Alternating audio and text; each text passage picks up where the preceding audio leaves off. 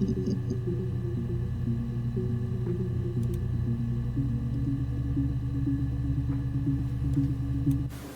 think it's murder?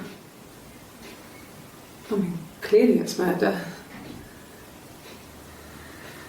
What can I do to help?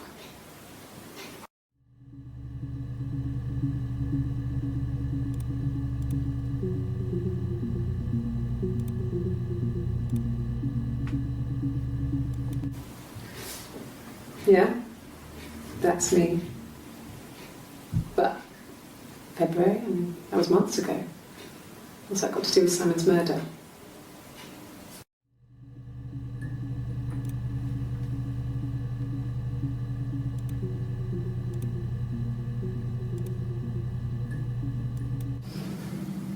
I didn't murder Simon. You've got it wrong. You've got the wrong person.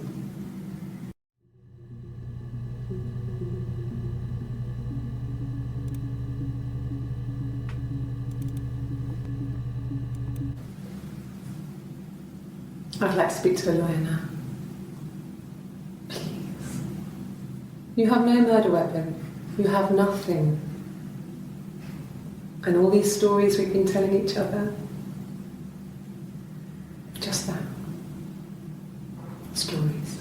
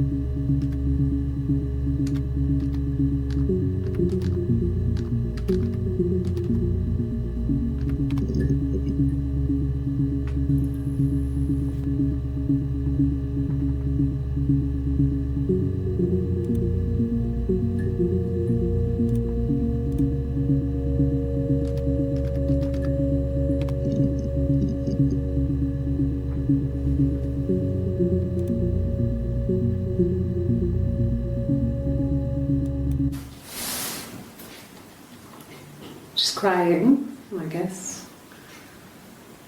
She's sad because she thought she saw her husband with another woman. But it's okay, because she finds out it wasn't her husband, it was his brother. And so it's fine.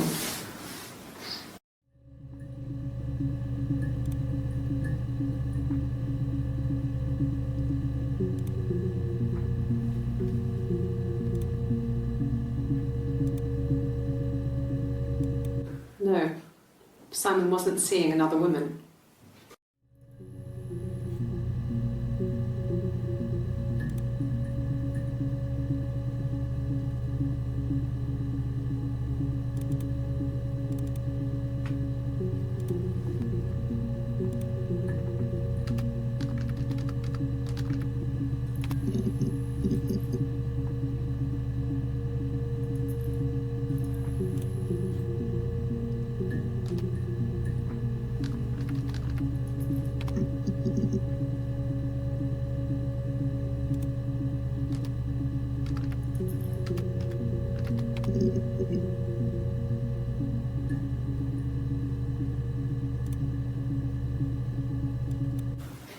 It was my birthday, like you said. We were going to have a meal at home. We had our meal. He gave me his present. I guess I didn't like the present.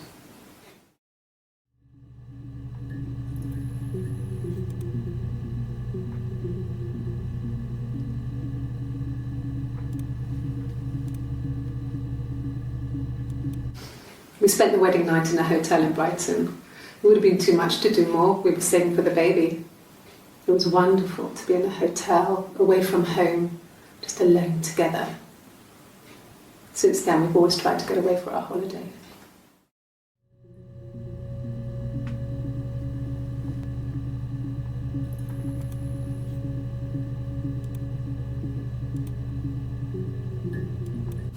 At the time, they said it was poison, food poisoning. I mean, I felt so guilty. If I'd still been at home, maybe I could have done something. I don't know.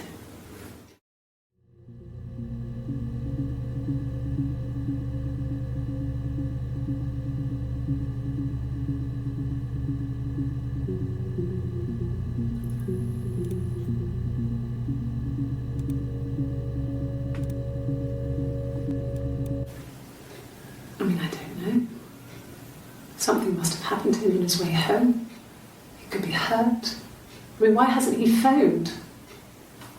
I don't know.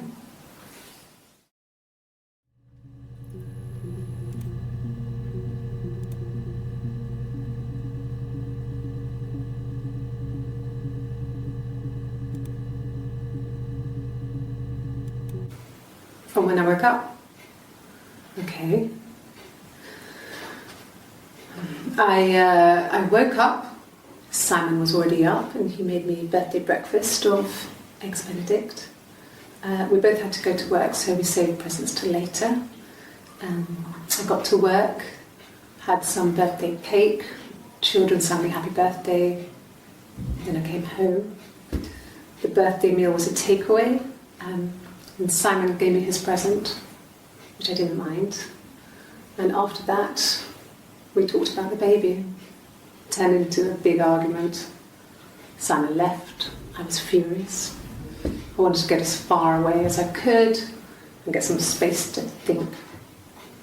So I left.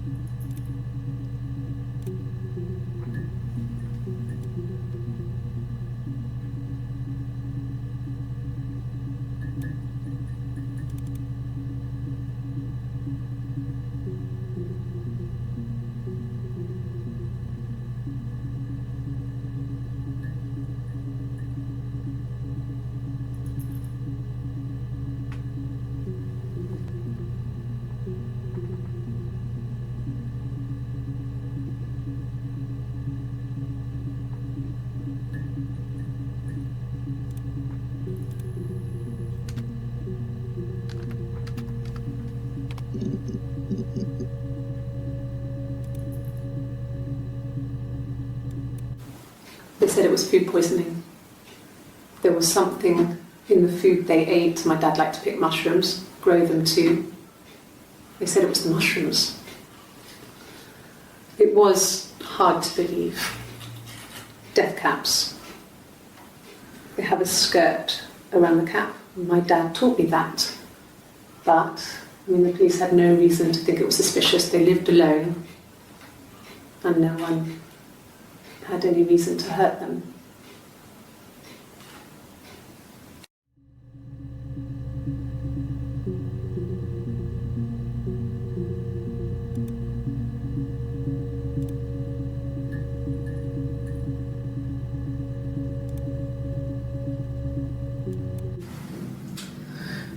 I was living in the attic. It was a very hard time. I was depressed, was still pretty sick of the STD.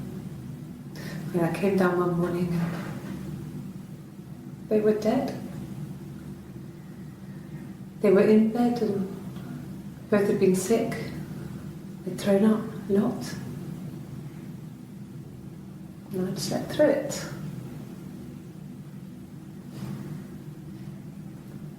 The police said it was mushrooms they ate. Dad was a mushroom expert. He used to take us picking with him and he taught us how to recognise them. There's no way you would have picked death caps.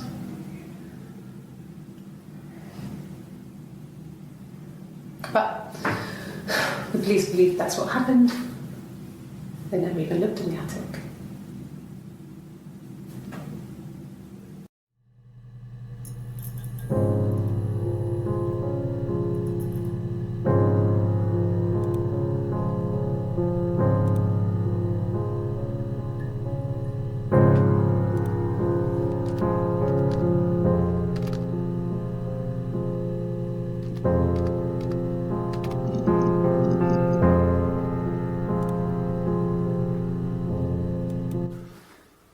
So, it was Friday evening, we had an argument, he left. On Saturday he didn't come back, I waited all day.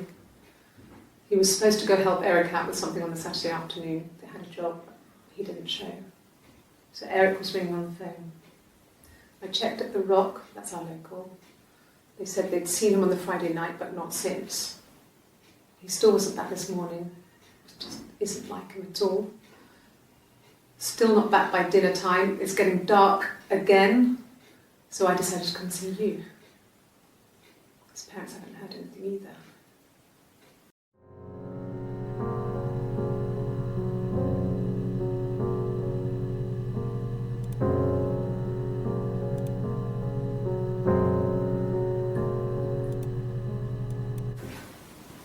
I got pregnant. Both our parents had a big powwow. We weren't even in the room. And they decided we should get married.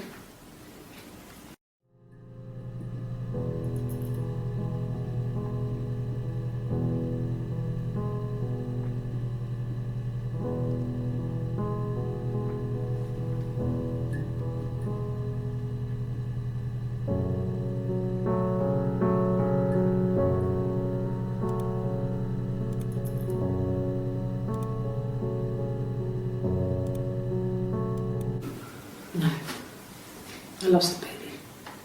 I had a miscarriage at 8 months. We carried on living at Simon's parents until, well, it was only a few months after.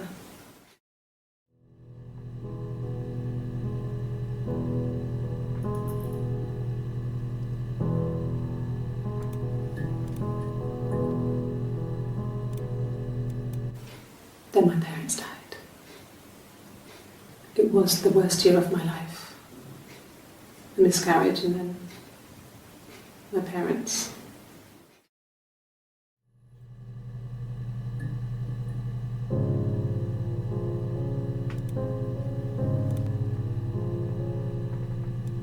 Yes, I inherited it from my parents, so it made sense to move back, me and Simon. Felt like going back to old ways before the pregnancy.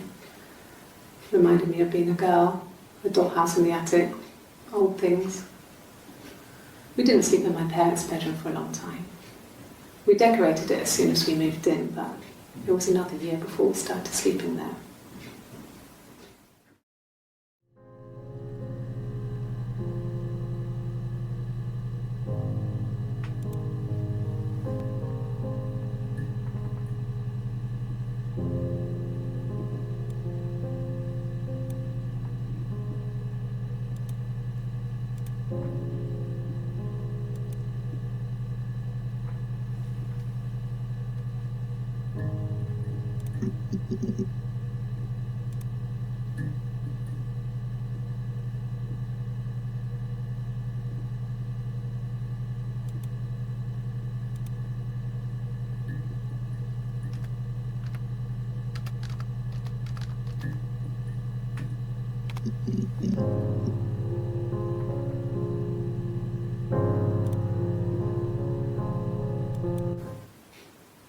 No.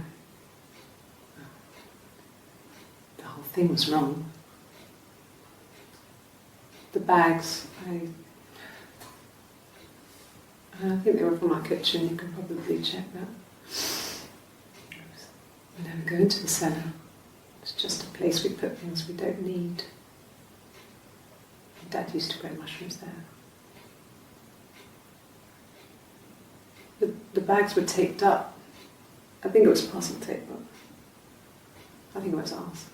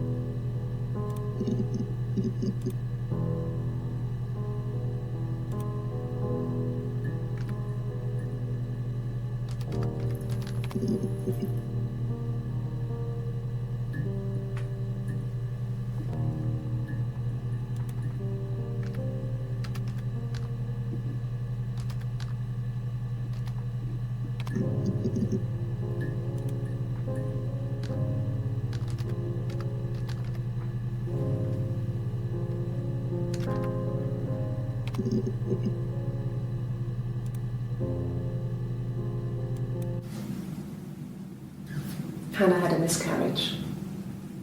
This was late in the pregnancy and it left her infertile.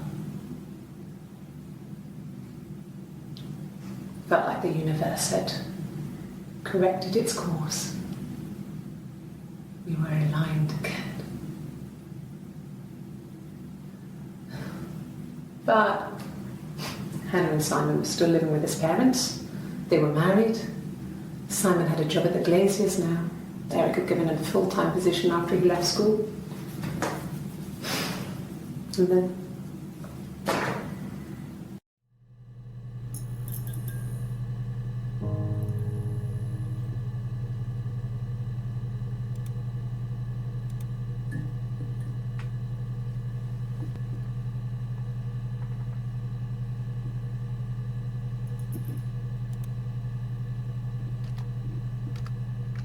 He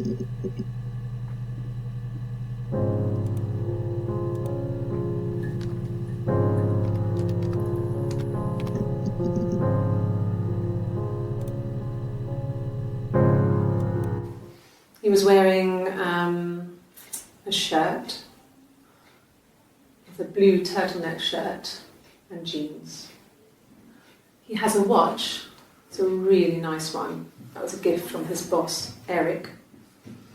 He had his coat, a long grey duffel coat, like Paddington Bear. He would have taken that with him. It's not in the house.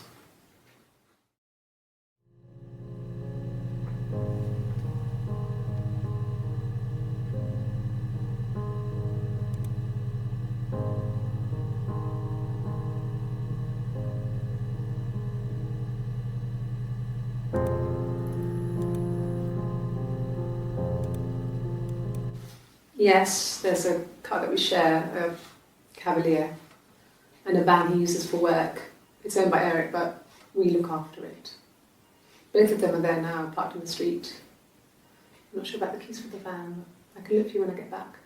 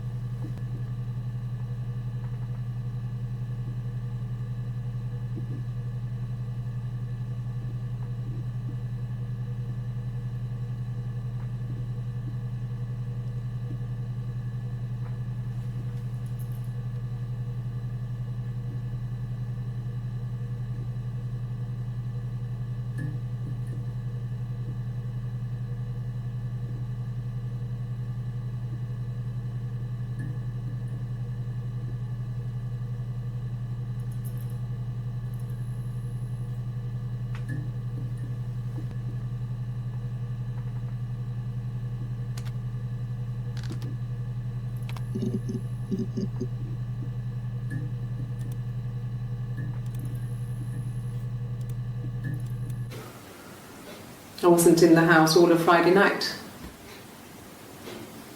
After the argument, after Simon left, I left too. I was upset and I wanted to get away. So I took the car.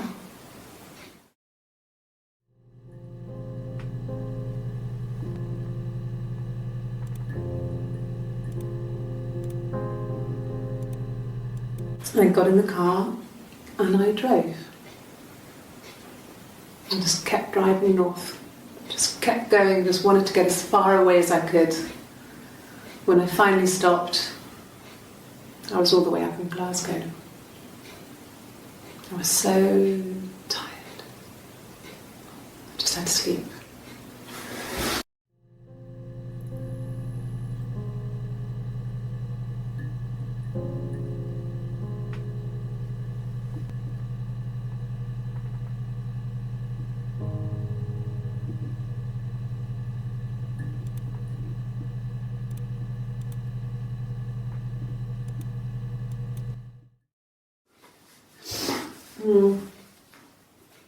I left the next day, Saturday.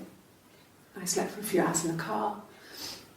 When I woke up, I came straight back. Simon wasn't returning my calls and I wanted to try and make up. I got back to the house and Simon wasn't there. And excuse me. Is there a bin?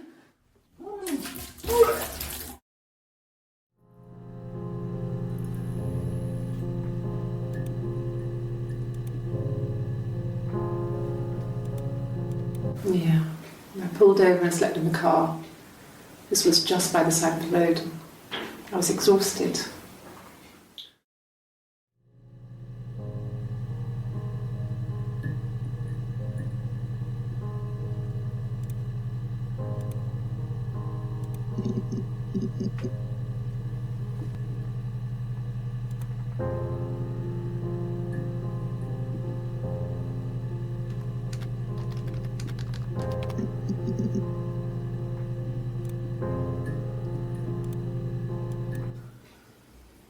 Simon isn't the type to run off or do anything crazy. Someone must have done something to him, or there must have been some kind of accident. So what do we do next?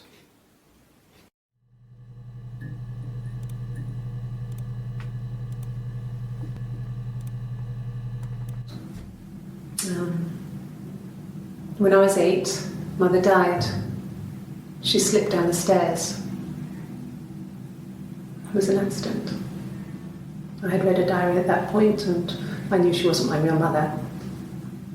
So I burned the diary that day and I left. Walked out and across the street.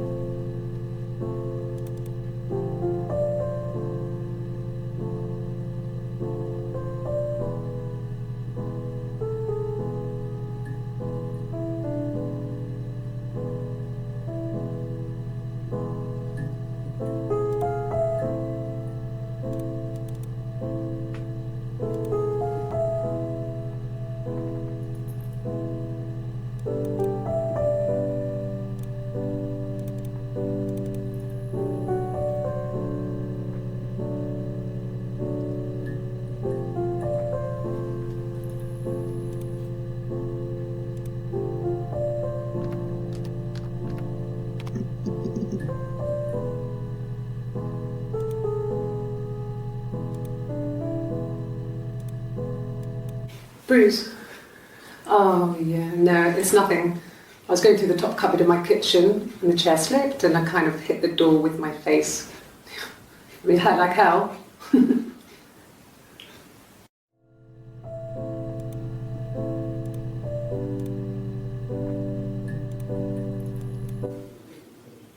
When I arrived in Glasgow, I was exhausted. The streets were empty. I was driving badly. And I hit a taxi. Not a big crash, just paintwork. The guy was so pissed off because I didn't have a driving license on me. But when I told him I was pregnant, he made sure I got to the hospital so they could check me out. It was fine. The hospital must have details when I was looked at.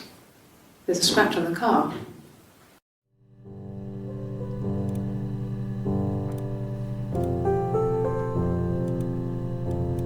This was about 9. I went round and she was waiting for me. She was furious and so angry, the kind of anger you can only have towards yourself. We screamed at each other, argued, cried, we fought. I hit her back, left a bruise. I had my wig on from performing, she tore it off. Eventually we grew tired of fighting and I left.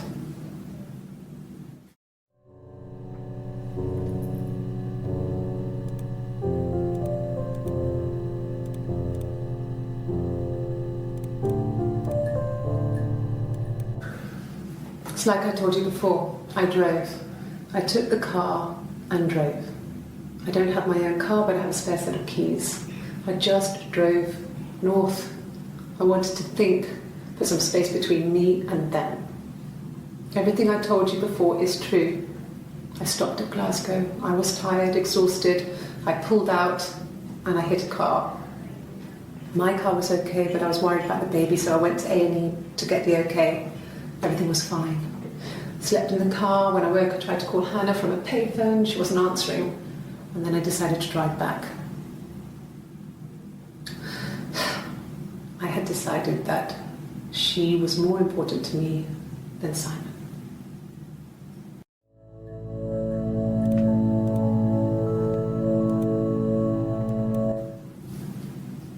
Her story is that she'd waited for him to come back.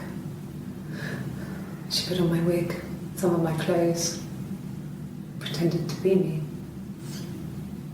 They talked. She'd enjoyed being me. He said he wanted to be with me.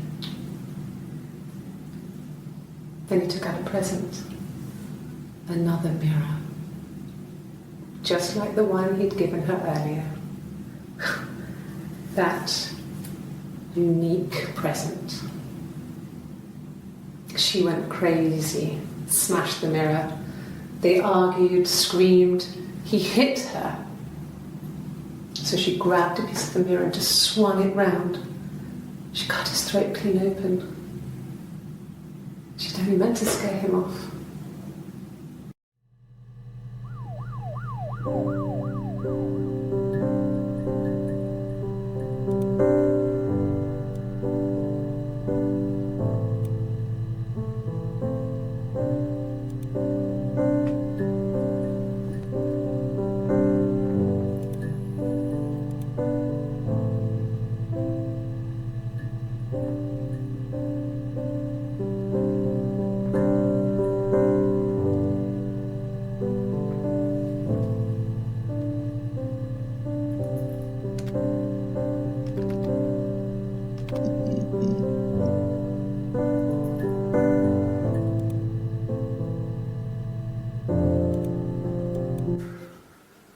We couldn't afford our own place. Simon dropped out of school, went full-time at the Glaziers. That was Eric's generosity. We moved in with his mum and dad. They had a spare room for us and the baby, if it came. It was a nice change, time to myself, living there for those months, full of hope.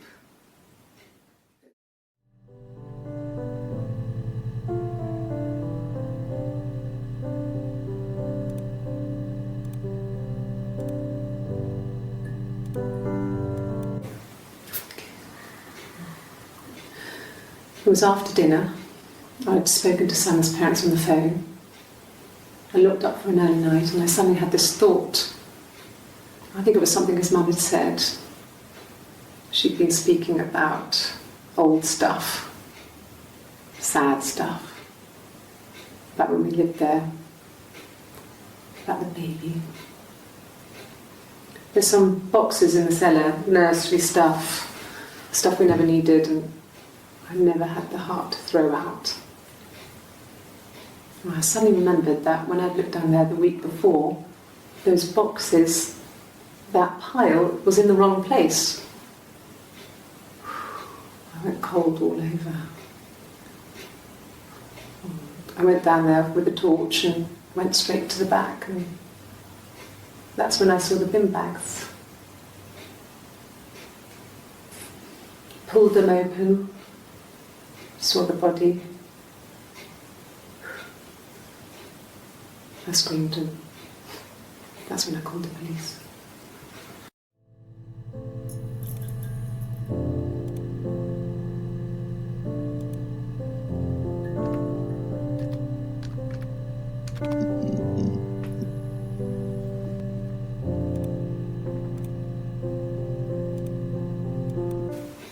The bruise.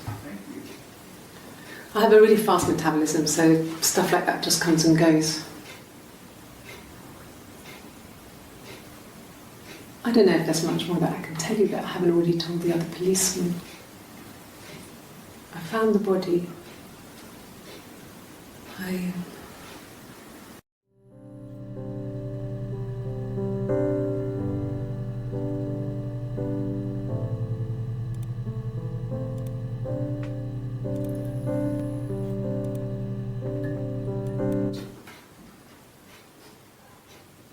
His body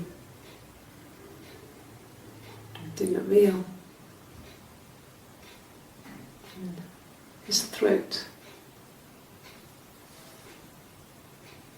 It looked like his throat had been cut.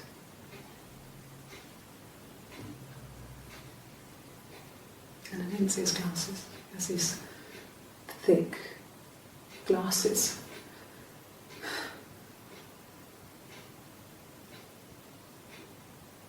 He doesn't always wear.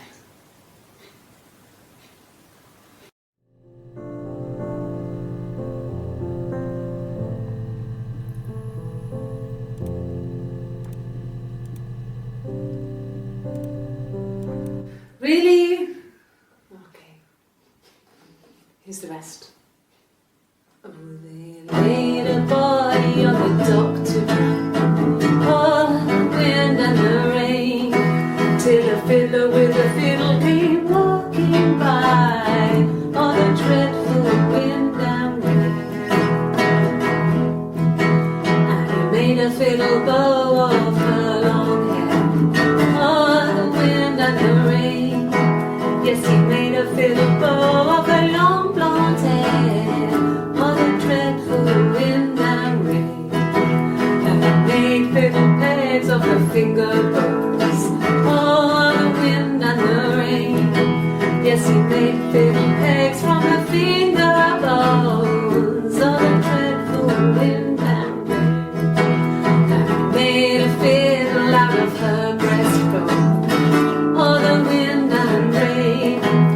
The sound could pierce a heart of stone, oh, the dreadful wind and rain. But the only tune that the fiddle could play was, oh, the wind and the rain. Yes, the only tune that the fiddle could play was, oh, the dreadful wind and rain.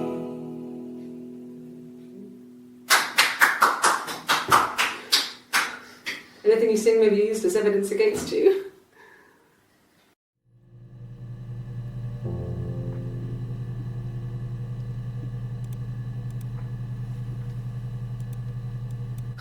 Can you imagine? I tried. I tried to get pregnant too, but it didn't happen.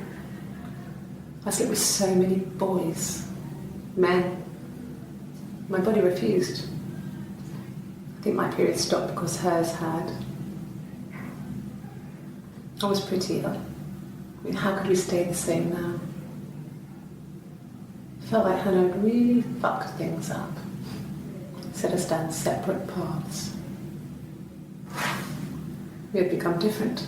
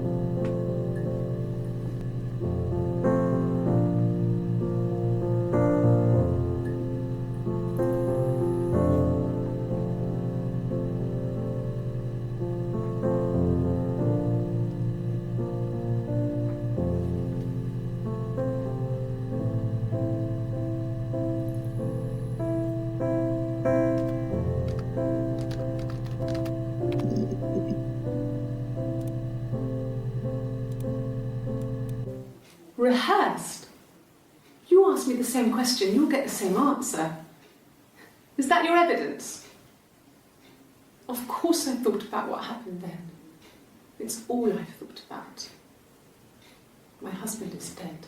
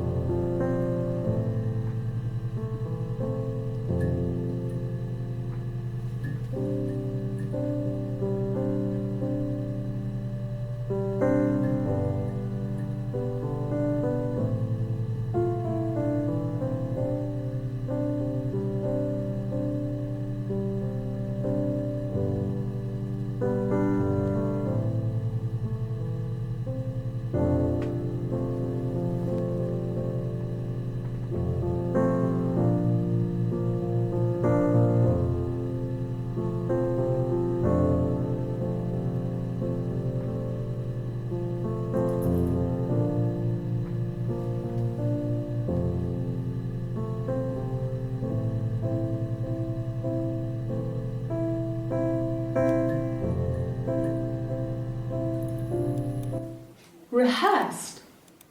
You ask me the same question, you'll get the same.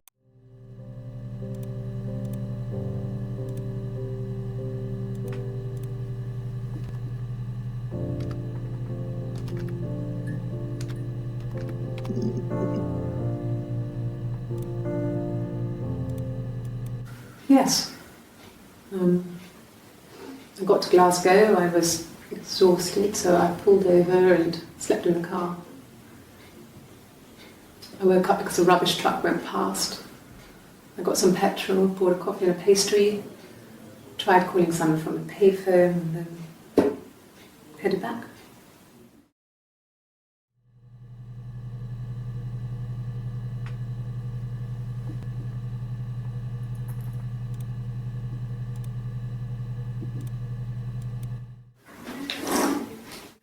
Yeah, that's Simon's watch. It was a gift from Eric. He got it this year. It was a wedding anniversary gift. Steel. It would have been Diane who chose it. She has really nice taste. That time, you must eliminate me. I was in Glasgow then.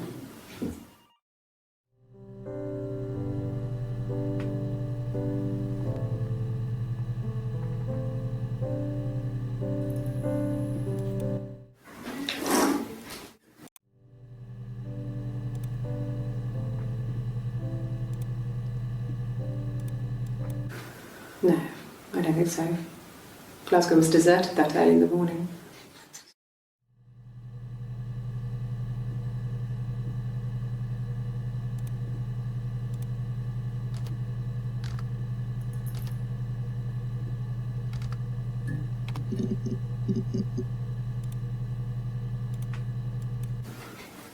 I guess you could call it that, but we were both happy to get married. It was a beautiful wedding. We had our first dance to Come Back and Stay. I'm not sure if that's a good wedding song, but I loved it. I chose it. I mean, it was genuinely our first dance. We'd never danced together before. It was probably awful to watch, but I enjoyed it. It felt like it was just me and Simon for that moment. Just the two of us.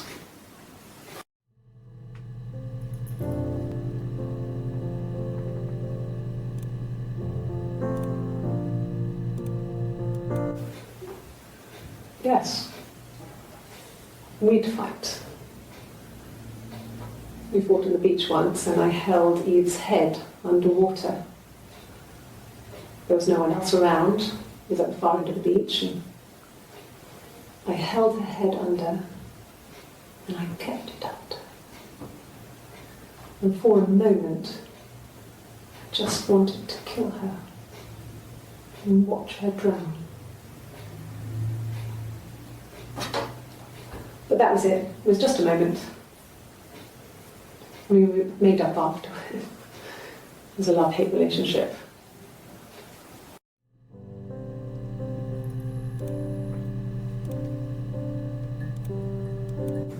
It happened very quickly. We hardly had to talk to each other. We agreed almost silently. The baby was what mattered. We'd help each other. We cleaned up. We bagged up the broken mirror, her clothes. They're gone. We took him down to the cellar. We had an alibi, and we wanted the body to be found later. We wanted to have suspicion on us, so we could then disprove it, rather than have it linger. Better to keep the body in the house than risk being seen with it. The watch, that was my touch, to make sure the alibi stuck.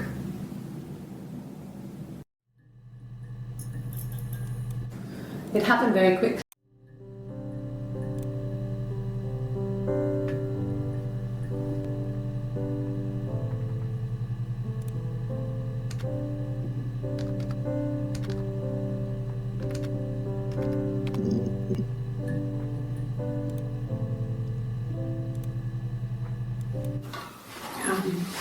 I hoover, I dust every week, maybe less. I once asked Eleanor how often I should dust, and she said, if people ask, tell them you do it once a week, but every few weeks is okay. I think she was just trying to make me feel better. I mean, when I was there, she was hoovering every day, ran an ordered house. You know how that generation is, putting on a brave front. She has secret stashes of cigarettes. Doug doesn't even know she smokes. When I was there, I saw her. She has these sort of porcelain vases, ornamental, next to the Reader's Digest books. Cigarettes inside. And she still has them. I mean, last time I was there, I looked in a vase. There was a fresh pack. I mean, all those years of marriage, and she still has a secret like that.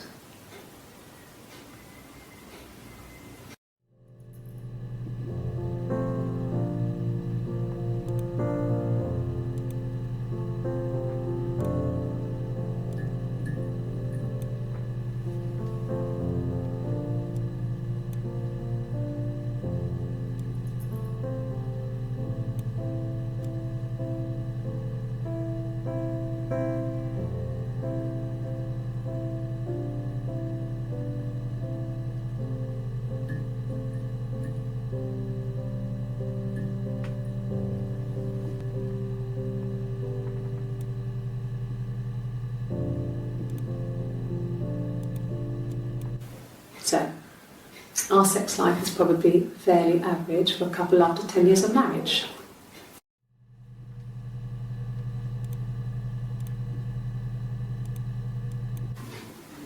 Simon was very moral about that sort of thing.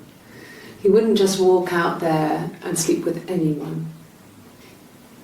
He wasn't that kind of guy. He took his marriage very seriously.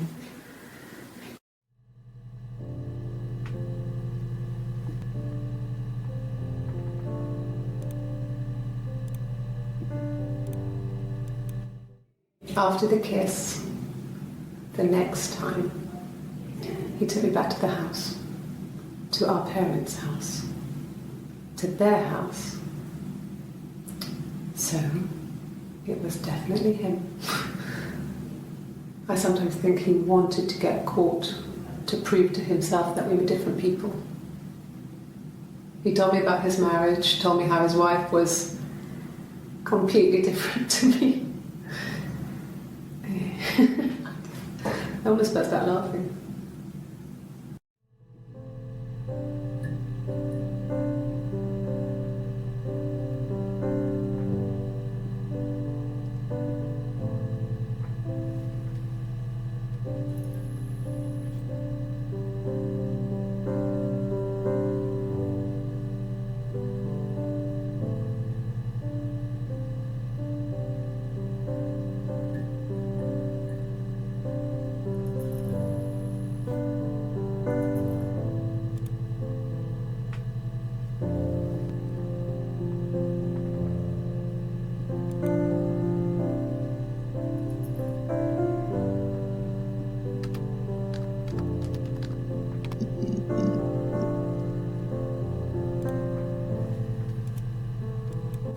Nothing else happened that night.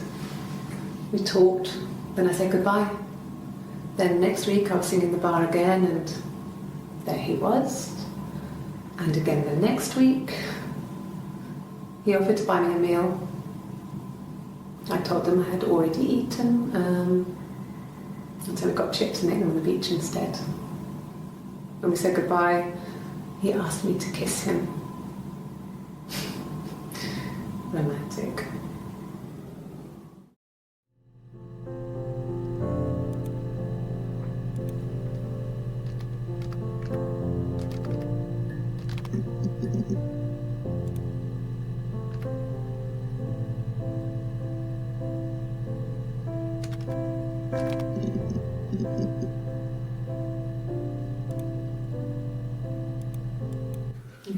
Thanks. Please find Simon. I love him so much.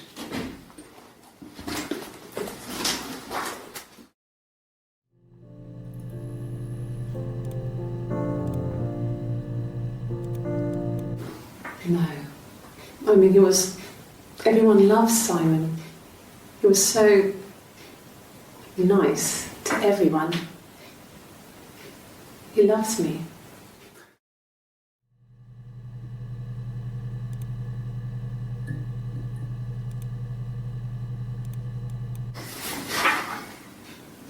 Cute.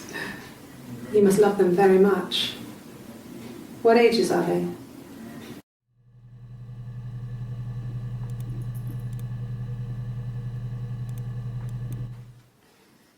You want me to play something? I'm not the world's greatest guitar player. Okay. Probably needs tuning. No. It's okay. How about a traditional ballad? Should be right up your street.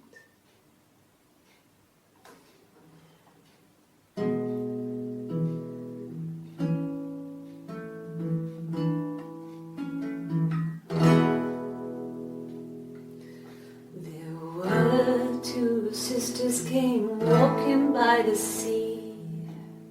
Oh, the wind and the rain. The eldest one pushed the other one in. Oh, the dreadful wind and rain. See, they both had a love for the captain's son. Oh, the wind and the rain, but he only cared for the youngest one. Oh, the dreadful wind and rain. Oh, the eldest envied her sister fair. Oh, the wind and the rain, with a pretty little face and her long blonde hair. Oh, the dreadful wind and rain. So she pushed her in and held her down. Oh, the wind and the rain watched her as she slowly drowned. Oh, the dreadful wind and rain. Oh, she floated up and she floated down. Oh, the wind and the rain floated till a ship came by. Oh, the dreadful wind. Out comes the captain's son. Oh, the wind and the rain. Father dear, here swims and swan. Oh, the dreadful wind and rain. And then it gets really weird, so I think that's a good place to stop.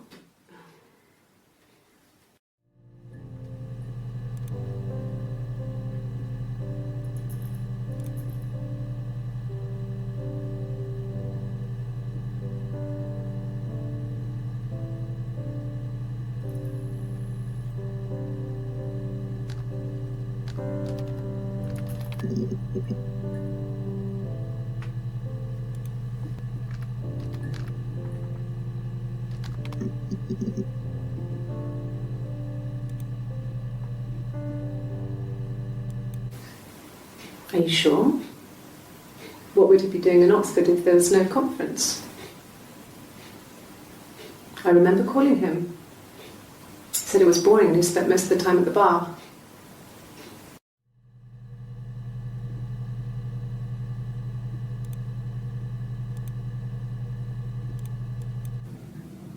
So I moved out. Got a small bed sit. Got my tattoo to mark the occasion. I was singing in a bar in the evenings, so I had some money, enough money to cover my rent. And I've been doing something similar ever since. I haven't put down any roots. I don't exist.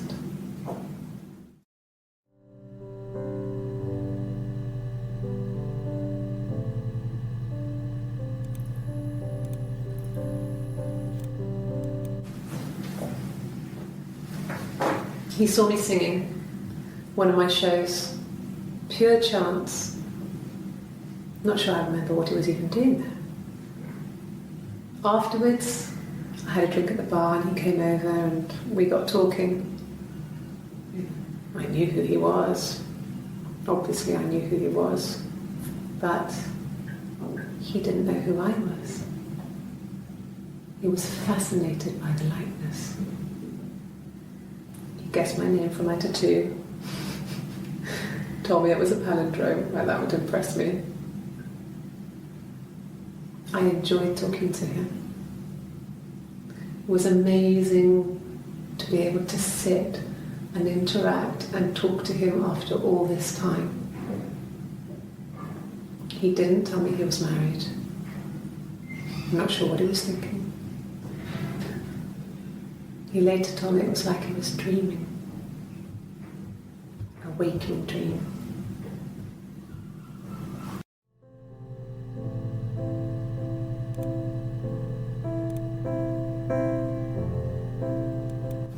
No. I told her it was one of my boyfriends, someone I had met in the bar. I think she was happy. But I could tell she was thinking, why couldn't it happen to her and Simon? They were the ones with the real life. Why not them?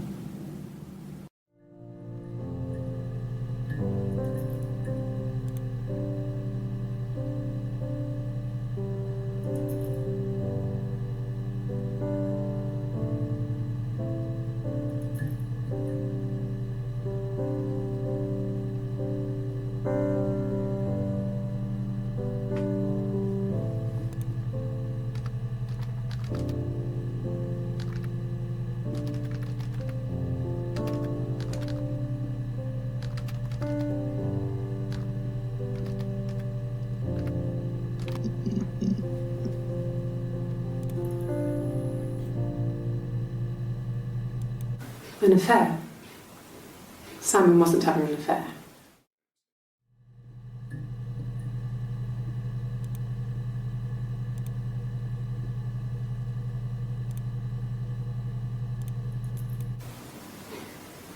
You're reaching here. Oh, I don't know why. No, I've never cheated on anyone. I've never taken anything from anyone. Simon is dead. But I have my baby to care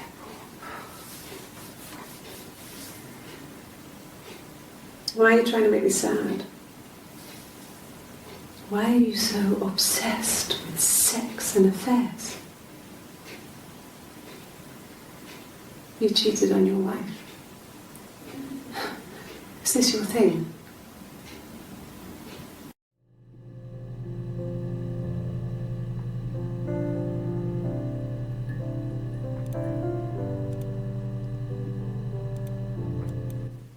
And what did your wife do? She didn't kill you. You think I killed Simon because he was having an affair? Well, I didn't kill him. I wasn't even there. I was in Glasgow worrying about whether my baby was still growing inside me. I mean, why would I kill Simon? I loved him.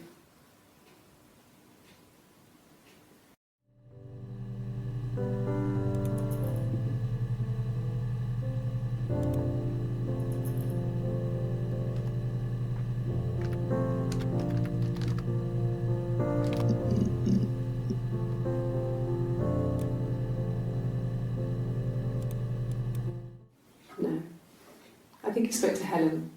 She said he was upset about her argument, but I'm not sure what else he said. He likes Helen. He likes blondes.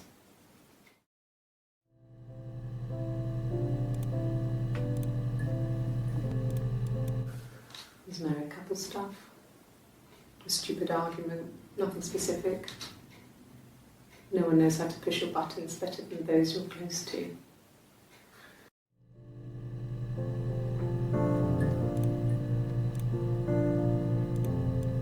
No.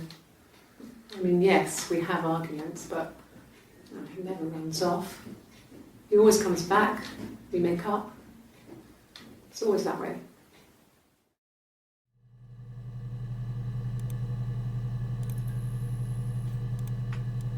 Yes. He left after the argument. It was about 8 o'clock.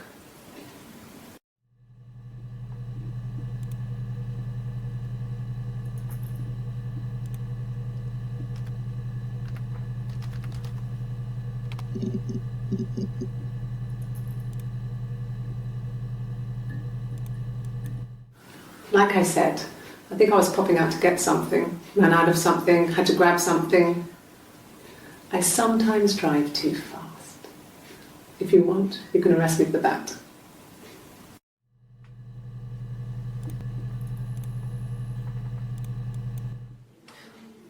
For fuck's sake. Can I leave? Are you going to arrest me? No. They'd laugh you out of the building. A lawyer would make mincemeat of you.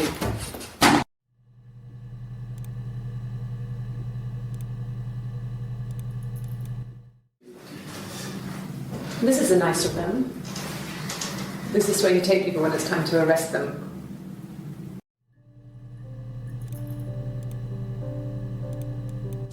Yes. No lawyer. What are you going to arrest me for?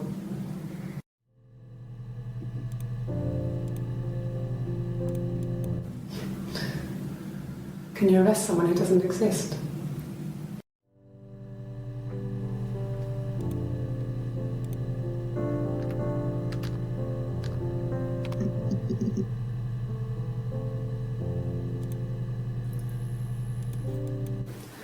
No, he was as shy as me.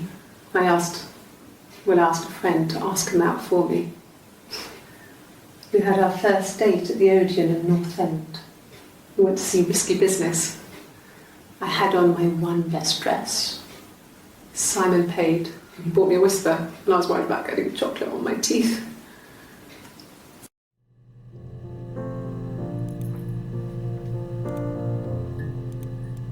Asked the hospital.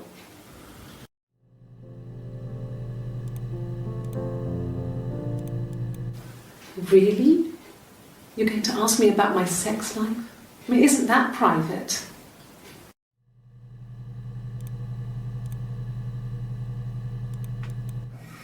Simon and Eric arguing?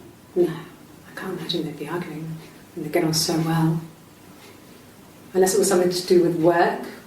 Maybe Simon was being too much of a perfectionist. But I don't know. You should ask Diane.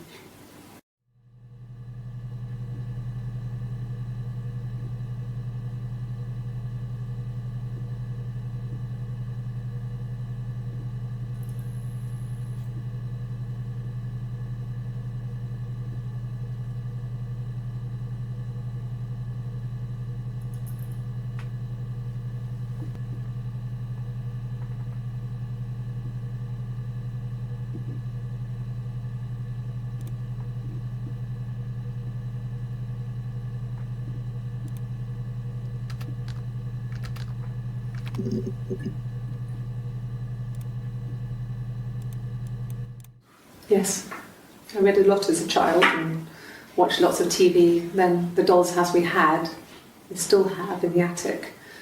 It's kind of a fairy castle. We used to play out there and make up our own stories.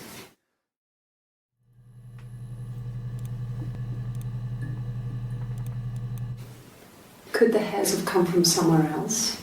I mean, could they... We have a lot of dolls in the attic. There's a Rapunzel doll with long blonde hair. Could they have come from there?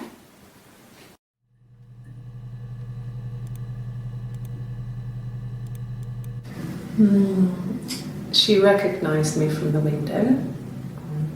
She told me to come inside, and she hid me. They had made the attic into a place where Hannah could play. There was a dollhouse. She hid me up there. No one else ever went into the attic. It was her place.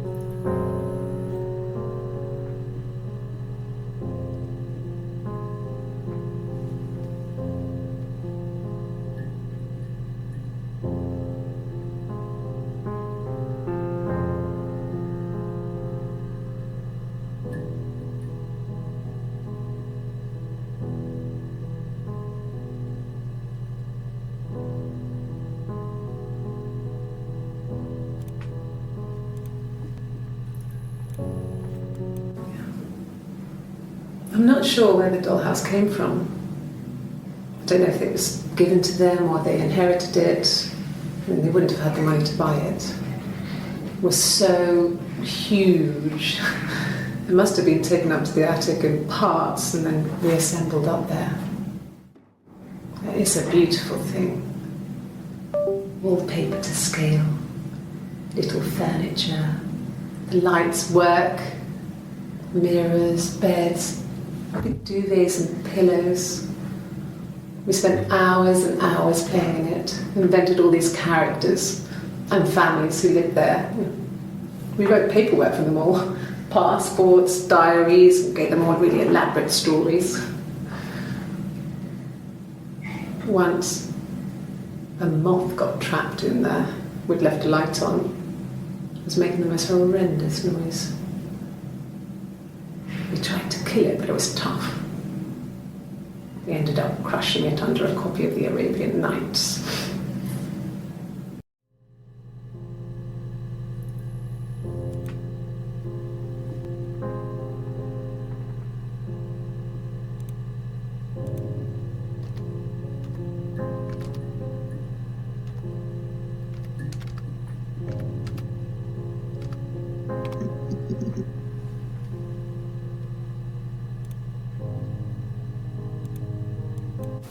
Yes.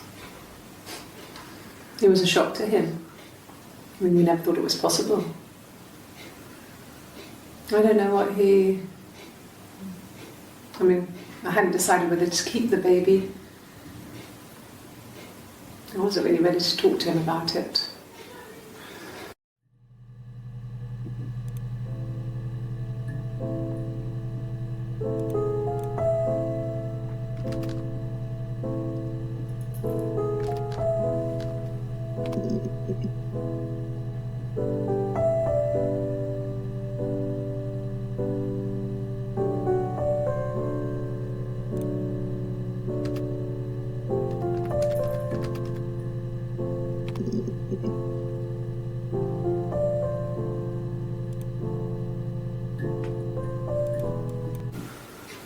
In the bedroom.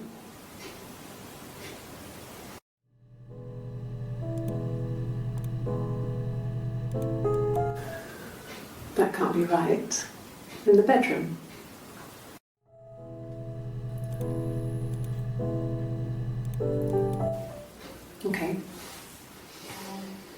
parked up in the street. It was busy, so I had to park down the end of the road. Walked up, knocked on the door, no answer. I took my keys out of my bag and unlocked the door.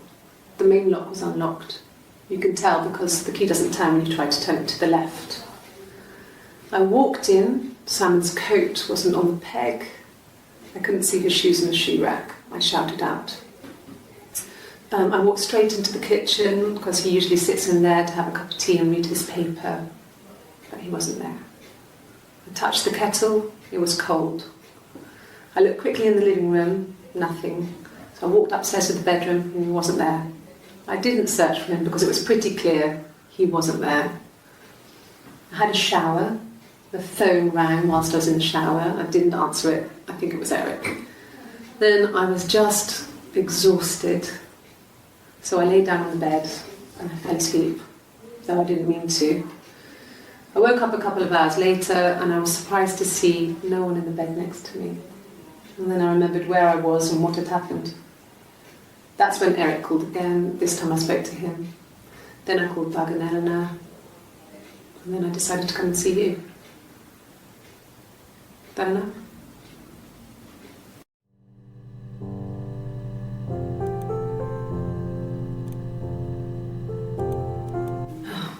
Okay.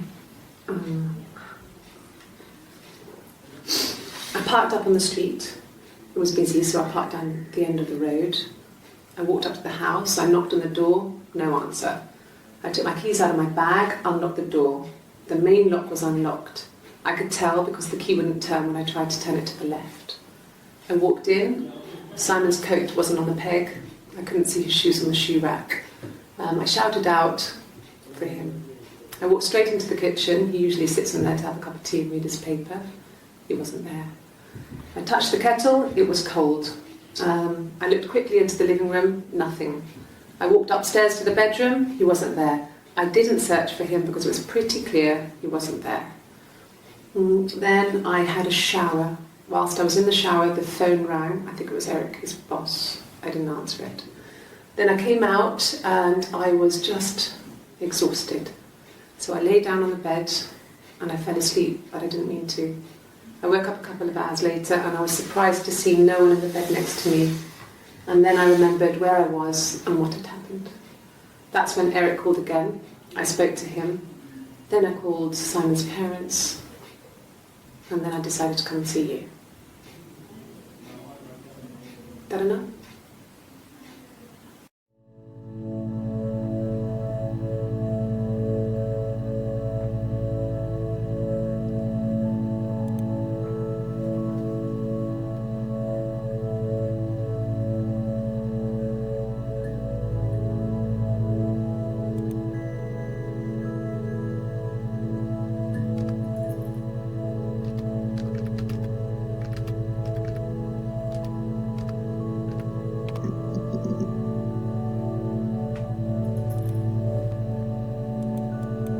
Yes, that's my birthday. Not one of the big ones, but I guess you can see that.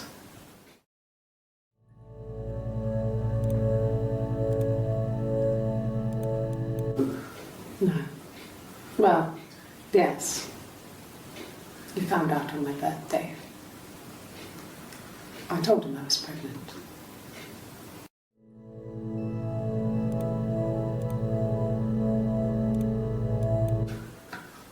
Well, a week or so ago. It would have been the Saturday before my birthday. You know, I get like that on the weekends, have a lie-in, then want to get up and blitz the house.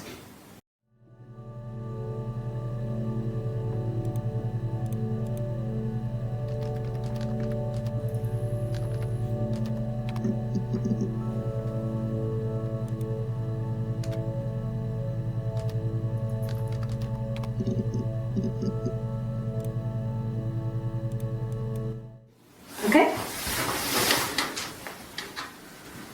I've given blood before. Do you need to take that for your records?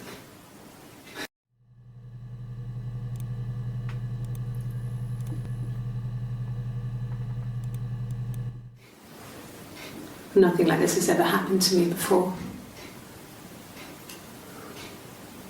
The blood. It's probably the worst thing that's ever happened to me.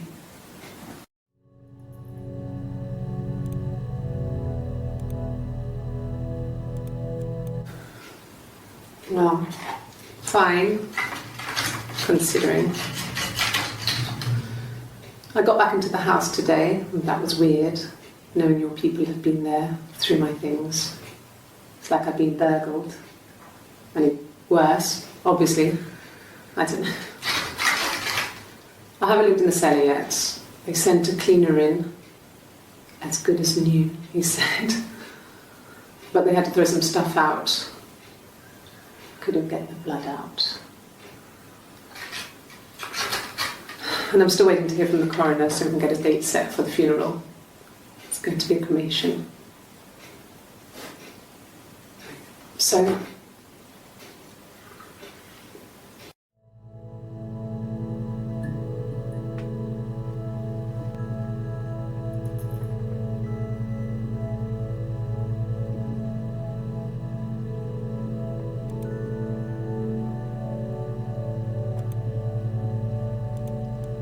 like I said before, it was 3, something like that. I walked in, saw Simon. He was on the floor of the living room. His throat had been cut. There was a lot of blood.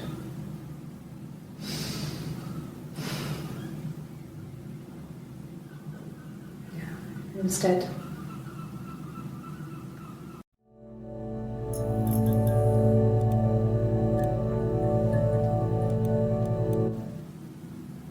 She was sat behind him.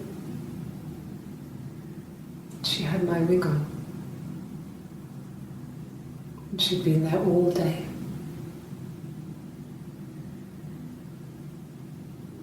And she had blood on her.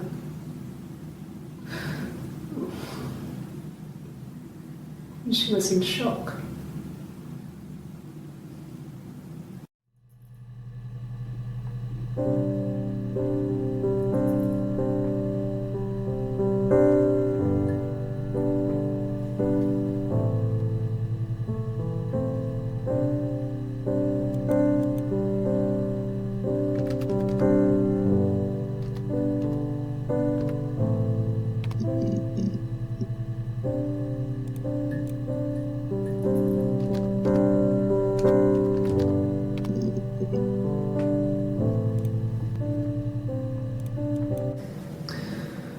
Florence was a warm, kind person, but she was broken, I guess. When I found her diary, I also found a biscuit tin with other stuff in it, older papers, letters, that kind of thing.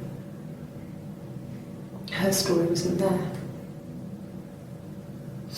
I never really spoke to her about it. I was far too young to really understand, I guess. I just put it together later, once I was older. She had loved children, planned to have a large family,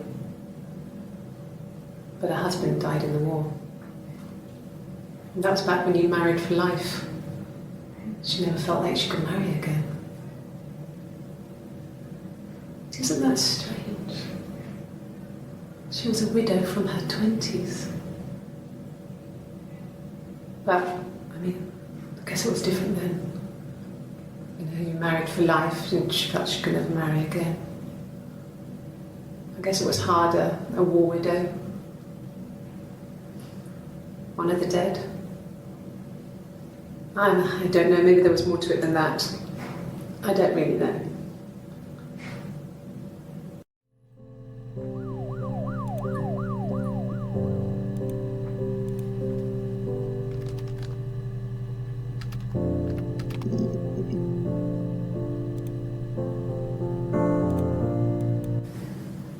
If one of us got hurt, the other one would have to be hurt too.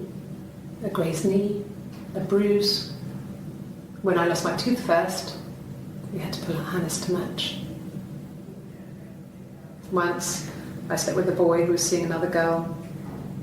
The girlfriend came up to Hannah the next day and punched her in the face, gave her a huge black eye. That night, she had to do the same to me. I She almost went too far. I couldn't see out of that eye for days. She snuck frozen peas up for me from the kitchen. So much of our bodies were synchronised anyway. We started our period on the same day. All our childhood diseases, stomach bugs, nits.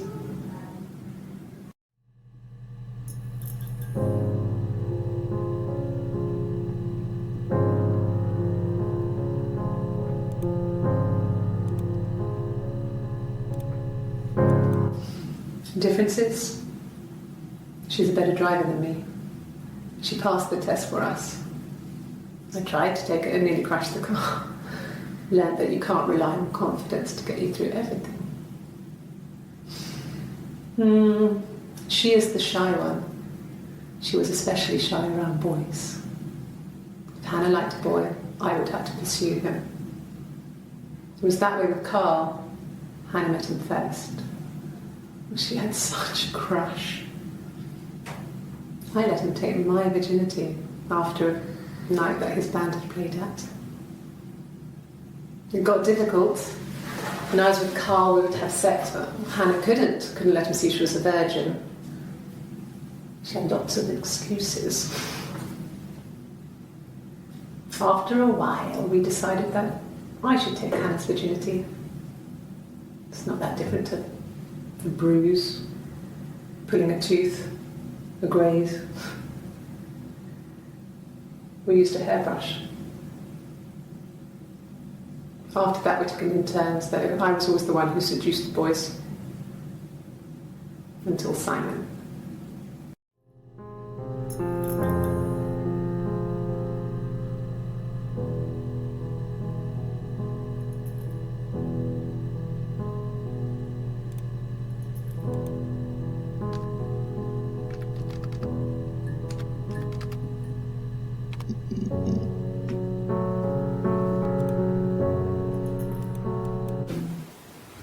No, they were shut.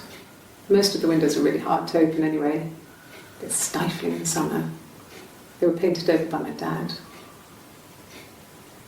Could have left a door open accidentally. Or there's a cat flap in the back door.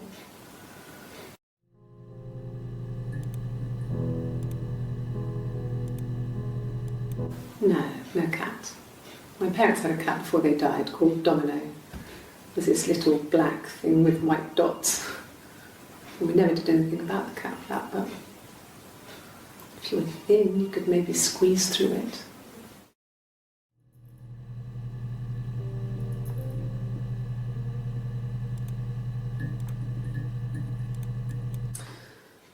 This other person doesn't exist. I don't know what the blonde wig is, but it could be anything. Have you looked at the cat flap?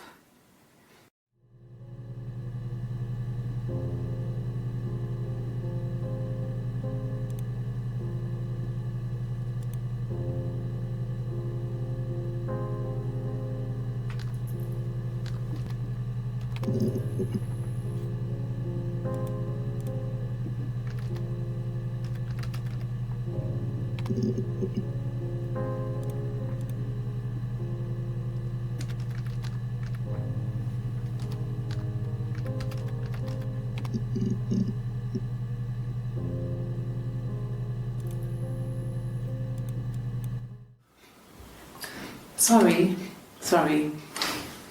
The picture, the way it's drawn, just reminded me of the books we used to read as children. I read those fairy tales over and over, and they were so real to me. Rapunzel was my favourite. My brain is just full of it. Are any of these in colour?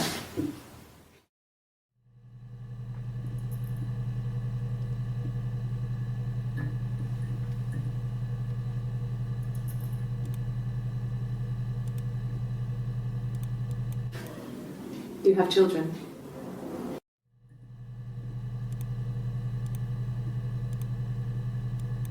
And the Glaziers. I worked there some weekends, and Simon had a part-time job there too. That was Eric's generosity. He was always good at helping out other people's children. Simon was quiet, more thoughtful than the other boys. Even then, he had a sense of craftsmanship. Wasn't always rushing stuff. Boys that age are just running around like headless chickens most of the time. You know? Plus, he had that look. He looked like a fairy tale prince from one of my books.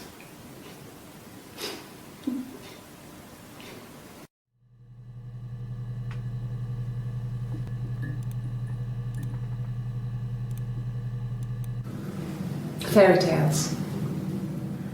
Stories about lost princesses, evil witches, magical mirrors and lost children. So you see, even before I knew the truth, I'd found it in those stories.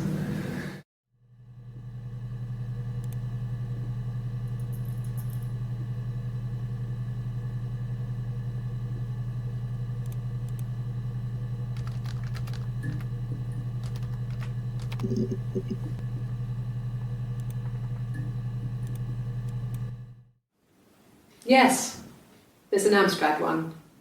No one uses it for very much. There's a printer so you can write letters on it. Simon sometimes plays games, you know, climb the tower, save the princess, that kind of thing.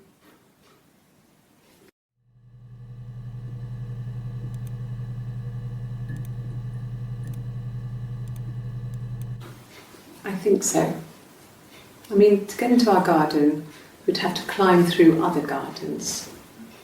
All the gardens back onto each other, so you'd have to climb over 1, 2, 3 gardens to get to ours. I mean, did anyone see anything? Did anyone see anyone come and go? An intruder?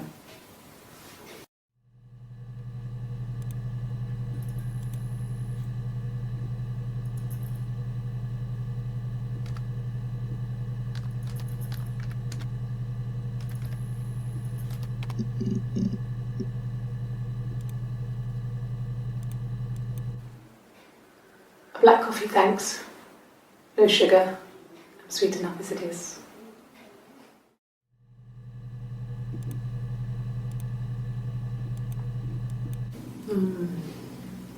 About 8 years back, it was a present to myself. I shouldn't even be drinking coffee with the baby. It's been hard trying to give it up. I think they say you can have 1 cup.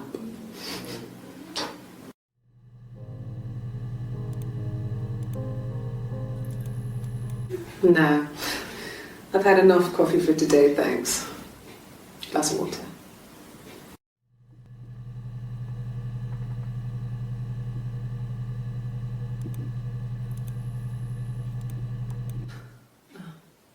Coffee, I guess. Milk and sugar.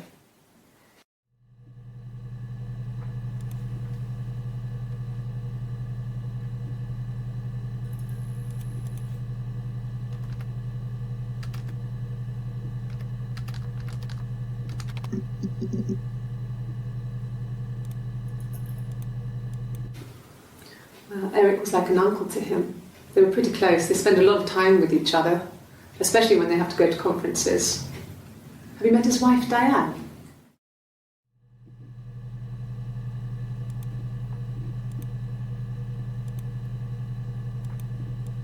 There was a conference, something to do with double glazing, in Oxford.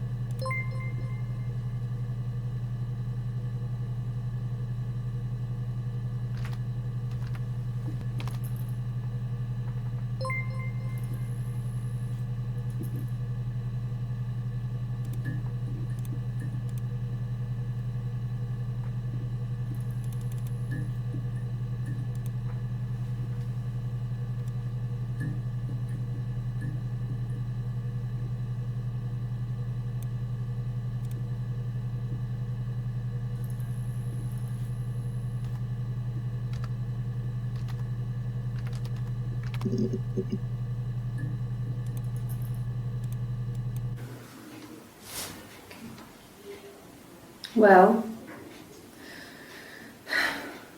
She has a knife. She's been cooking, I guess.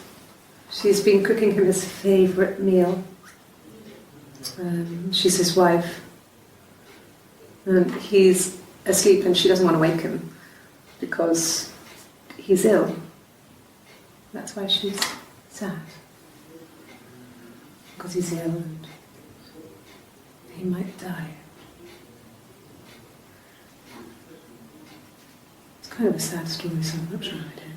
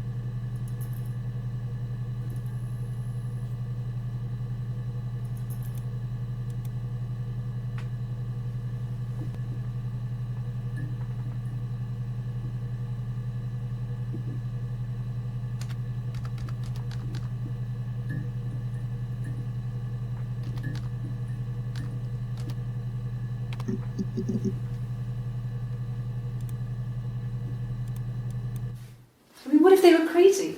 You hear about these crazy people all the time. I mean, why would anyone who knew Simon want to kill him?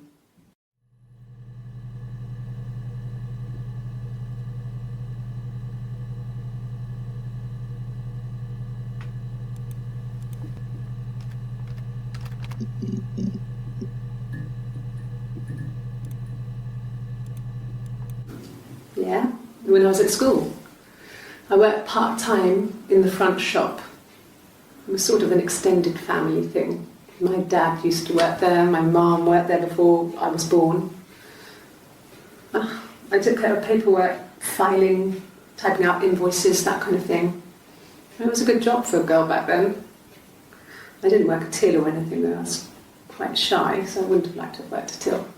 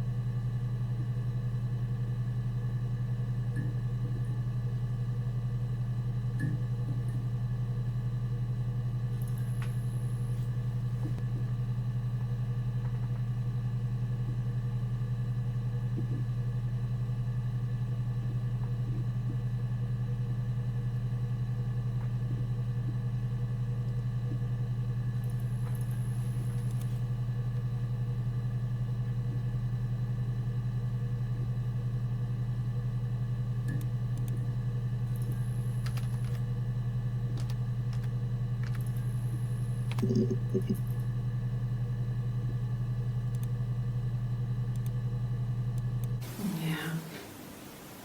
They'd gone to bed feeling ill, thinking it was flu or something. The neighbour called me, I had to use my key to let them in. We found them dead in their bed. And they'd been there for days. No one had noticed.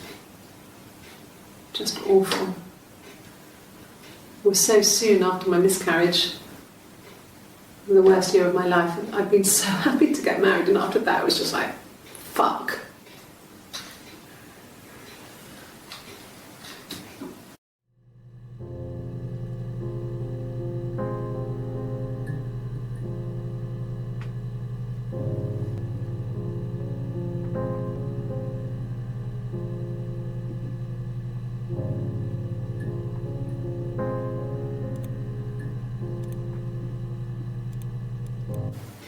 It's all that matters really, the baby.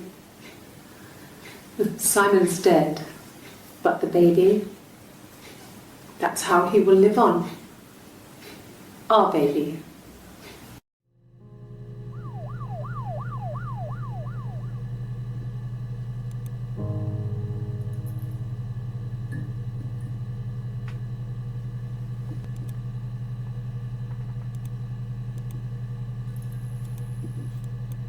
It was supposed to be a secret. Just because Simon is dead, it doesn't mean I have to give up all his secrets. It doesn't have anything to do with what happened to Simon. No one murdered my husband because he cheated his expenses for a romantic weekend in Oxford.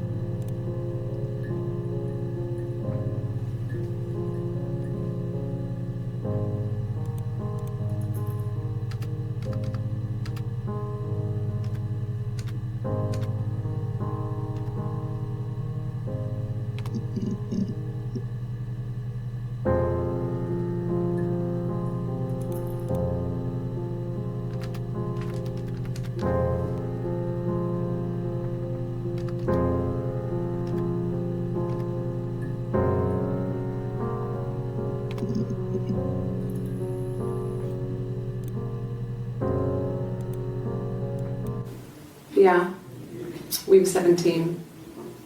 It was a nice wedding, people said. Simon looked very handsome in the photos. His parents paid for everything, but he's an only child, so it was important to them. It was what they called a shotgun wedding, but if you looked at the photos, you couldn't tell. The dress was beautiful. It looked like Princess Diana's. The train wasn't quite as long though. There's a great photo of the bridesmaid helping to carry it out of the car.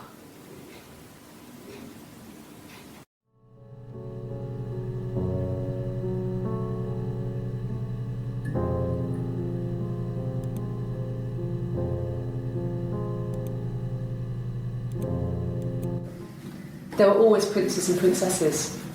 They were the special people, more important than the other characters in their stories. We knew we were like that. Twins. Magical. We were the princesses. We had a poster of Princess Diana from the newspaper up in our attic. Had a pride of place. And underneath we used to put all our special things. When her engagement was announced, we were obsessed with everything she did. And later, when her life went so bad, we felt for her. Her divorce last year just kind of drew a line under things.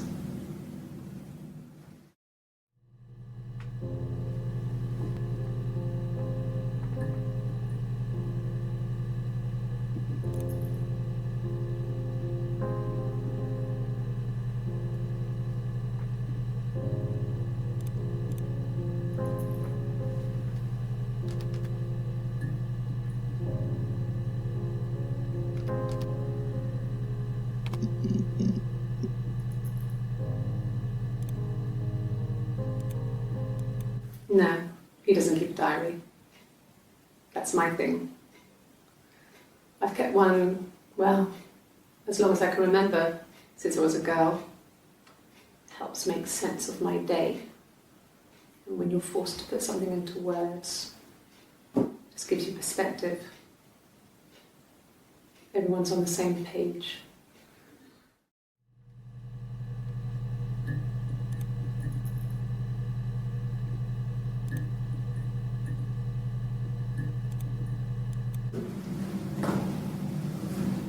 Across the road, where my parents first lived there, was a midwife called Florence. When Hannah was born, I was born at the same time. The midwife was there to help. I'd been throttled by the cord, probably wrapped around my neck by Hannah. The midwife told my mother I was dead, but I wasn't. She wrote all this stuff in a diary. Amazing what people will admit to on paper.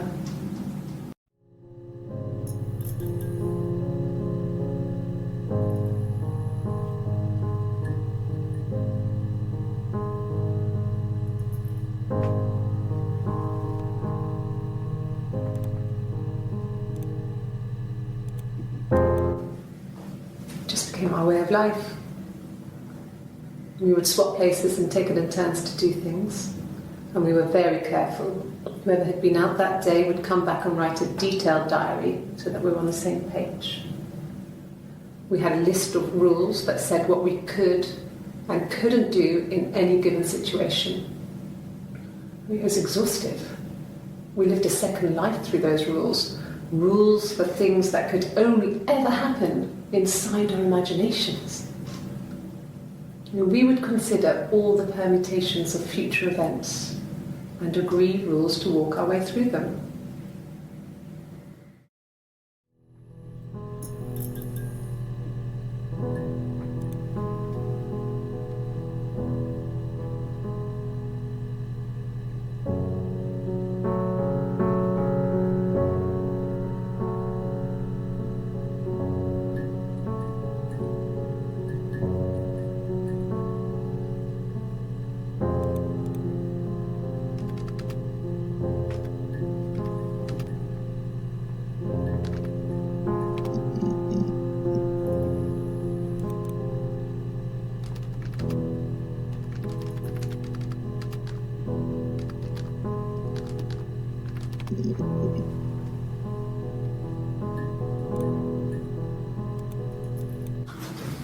The legal stuff was completed very quickly.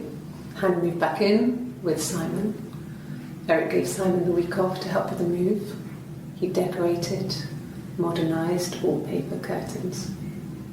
Hannah insists the attic be left as it was, dollhouse and all. Simon never went up there.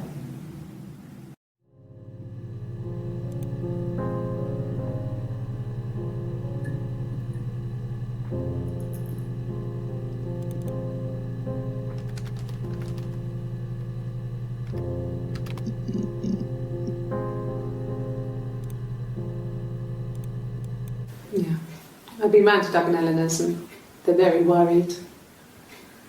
I feel sorry for them.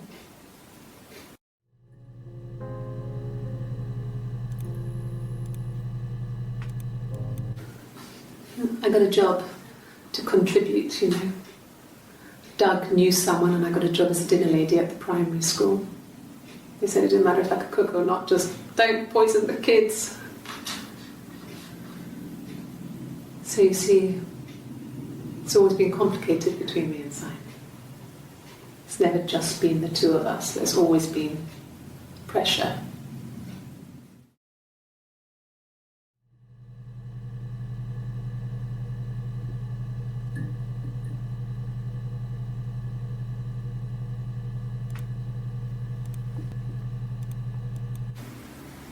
Yeah. 1984 was an awful year in the end. We were living at Doug and Eleanor's. I lost the baby at the end of spring and my parents died in the summer. It was a hot summer, a heat wave. So when they discovered the bodies, it was just awful. Because of the circumstances, them dying together like that, they brought in a lot of police. A forensic entomologist. I had to look that up. It was because of the heat. It's just awful.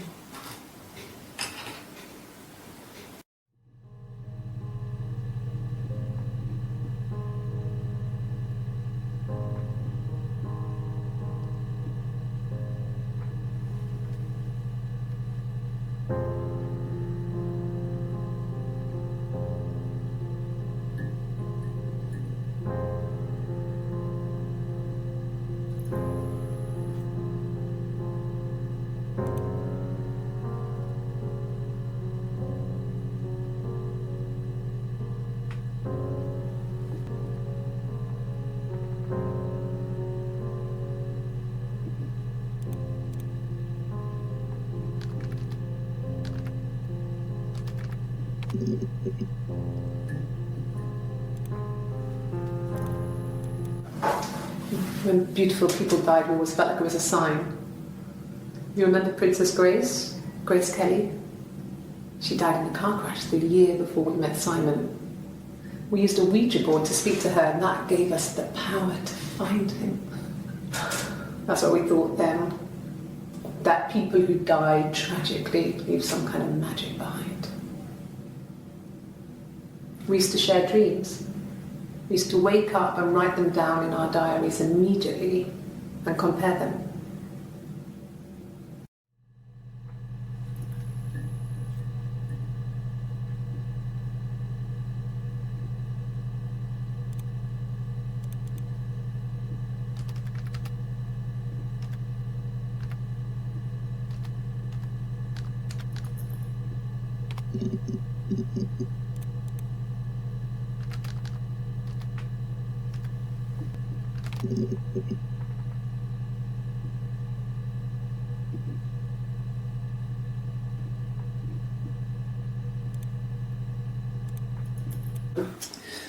I think when I drove back it was about 8 or something, and I got back to the house about 3.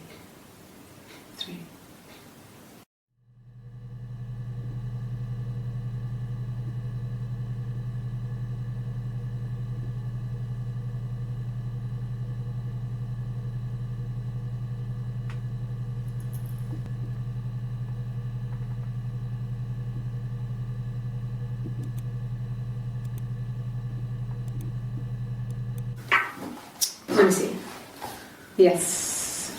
I drove in here because I remember, well, I went over the river, and then there was a church there. Yeah. And I probably parked, well, I remember seeing a street sign called Princess Street. Yeah, there it is. Yeah, so I'm pretty sure it must be this one.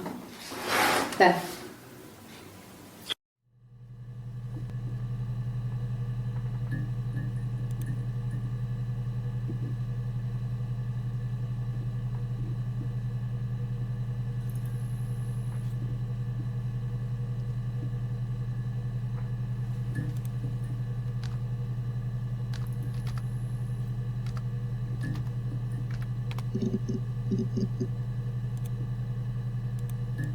Yes.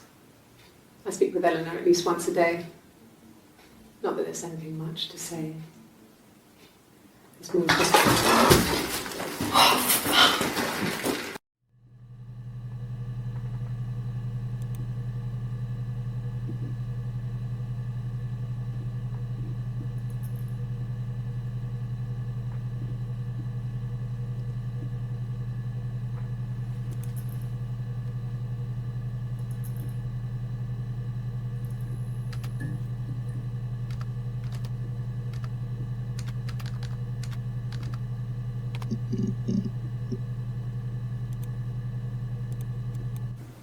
Okay.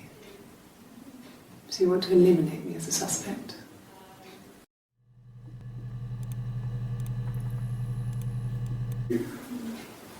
That should eliminate me as a suspect. If I was in Glasgow, can't be in 2 places at once.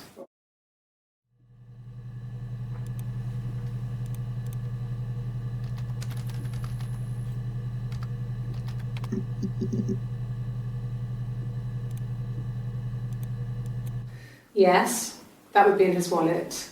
It's a Visa, a silver one. He doesn't like to spend money he doesn't have, so he usually pays with cash, but Eric convinced him to get one.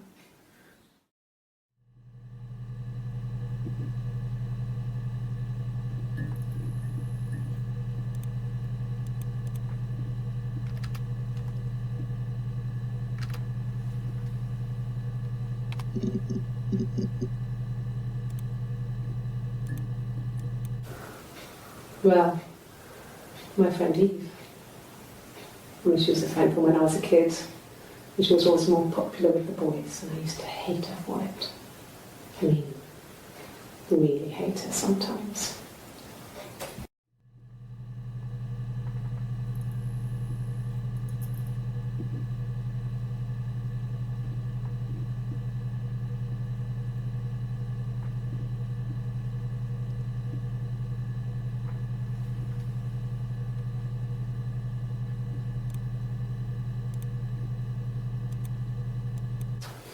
A police station. Yeah, when I was young, we ran away on my birthday. Bob Dylan was playing in London and we thought we could break into his tour bus and have him take us with him. The taxi driver we paid to drop us off, I mean, we'd saved money, pinched a bit here and there to pay for the fare. He was suspicious because we were so young, so he told the police. So they came and picked us up and took me back to Portsmouth. My mum picked me up from the station. But I blamed everything on my friend Eve, so my parents let me off.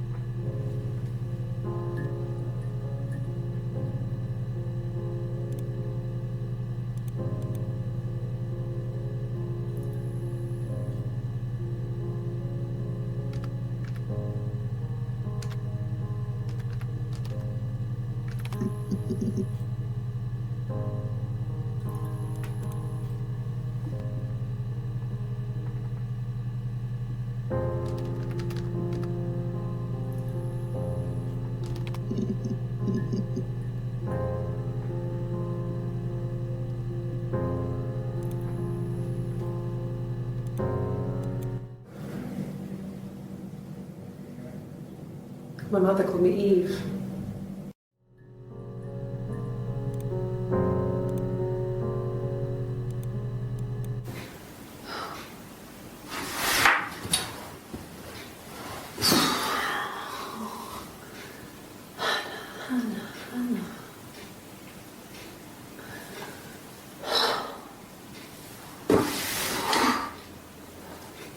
What are you doing talking about Eve?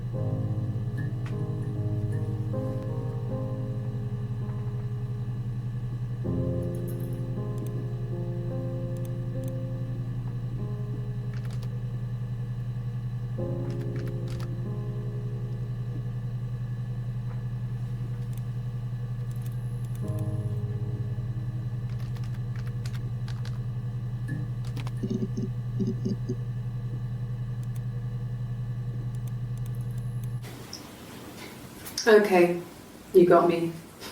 I'll confess. We were there. It was a dirty weekend. Simon was going to expense it, pretend it was a business trip. I used a made-up name. We stayed at the hotel, had room service, didn't leave the room, had a great view of the river, and you could hear the church bells. Like you said, it was very romantic.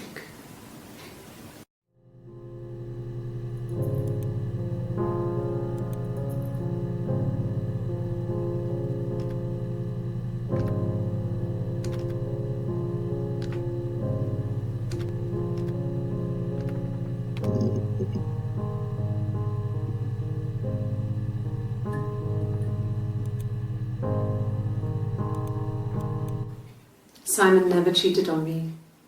He was devoted to me, and I was devoted to him.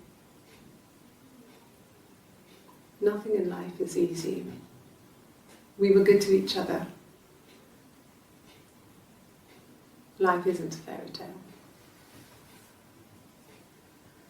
You do what you can.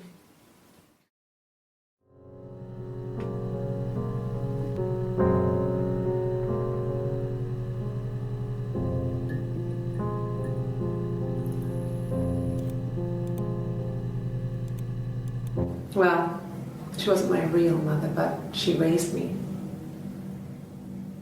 Do you want to hear the story? It's a real-life fairy tale.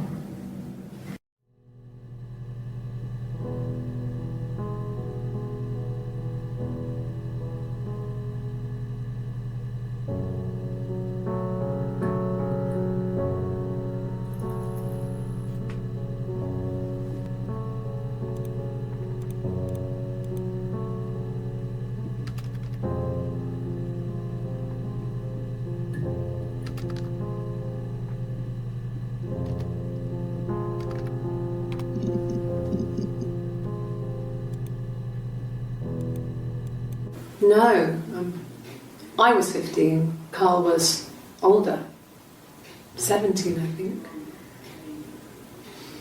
I was really into him, regardless of how he actually behaved. Lots of drunken teenage sex. We did it in a church once. It's stupid. So he got tired of us and we split up after about 6 months. It was sad, but those early experiences, they help you realise who's really important to you, you know? Family.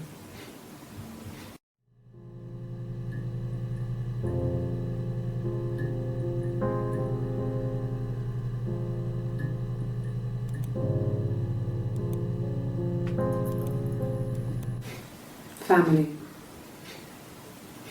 So, Carl fucked off, and then there were other boys here and there, and then Simon.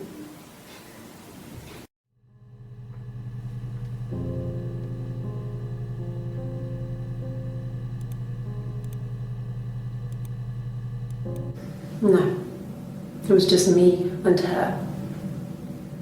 It was the name they were going to call their first child. They talked about it, and I'm going to try when he came back. Florence's family had a history of firstborn girls, so they were convinced it was going to be a girl. It's hard to know if this is all true. These are stories I remember, that I read when I was a child. Maybe I misread, maybe I misunderstood. Sometimes it's hard to remember what happened last week.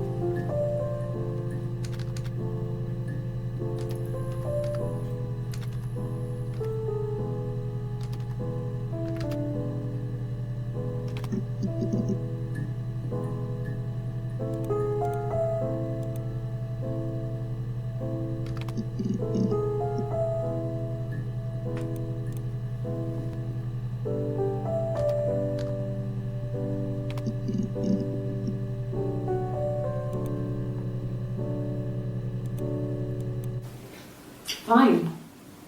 I've never had my fingerprints taken before. I once put my hand on the oven.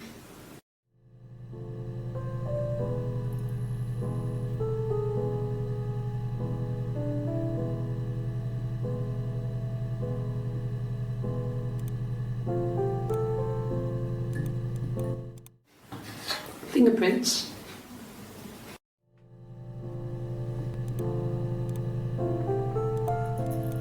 Yes, yeah. I would have cleaned them. I changed the sheets too. Were the fingerprints in all those places?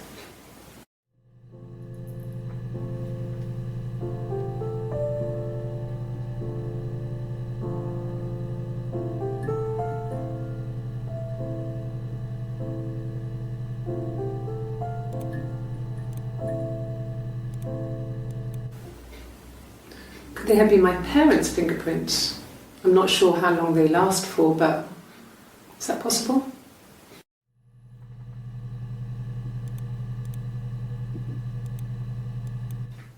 Really? Go on then. Take the cup. Run your fingerprints. They'll match. Fucking idiot.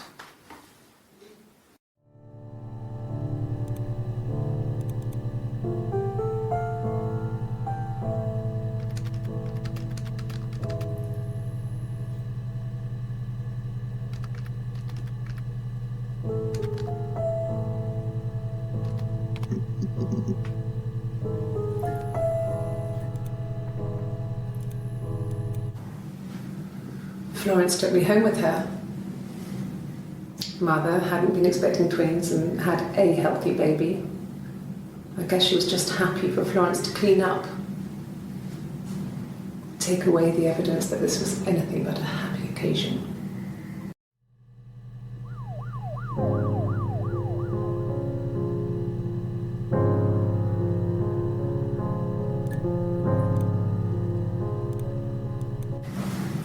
Florence raised me in her home.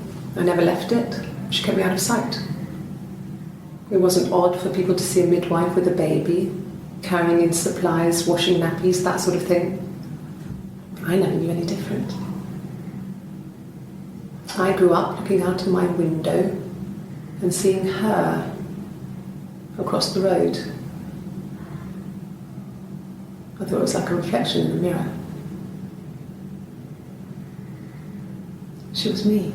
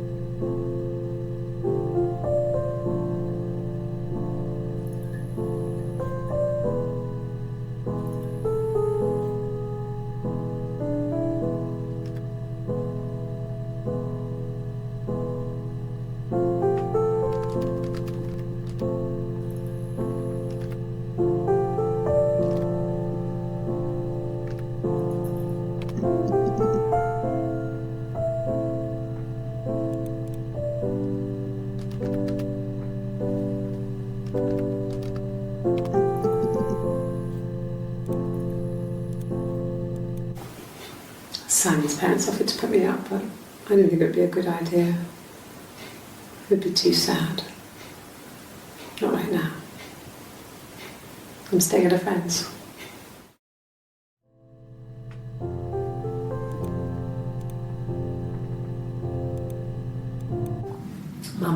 never had any reason to notice. They were always busy. If Hannah was eating a lot, they didn't mind. She didn't put on any weight. That girl has a healthy appetite. If they heard us talking in the attic, they just thought it was Hannah playing one of her games, and that Eve was our imaginary friend. Once, she was already up and dressed and ready to go to school, and I snuck down for a piss. Mum saw me in my underwear, she went mad. "Get dressed this instant!" So I ducked into our bedroom, and seconds later, out came Hannah, dressed and ready. Mum was amazed.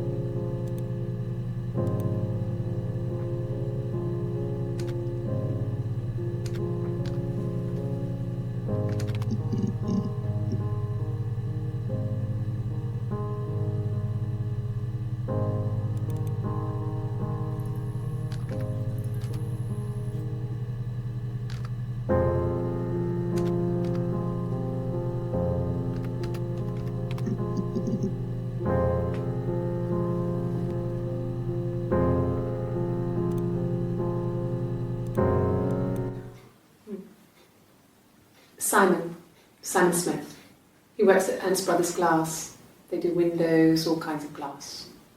Simon does the more special work, mirror making, feature windows, artistic things, really beautiful things.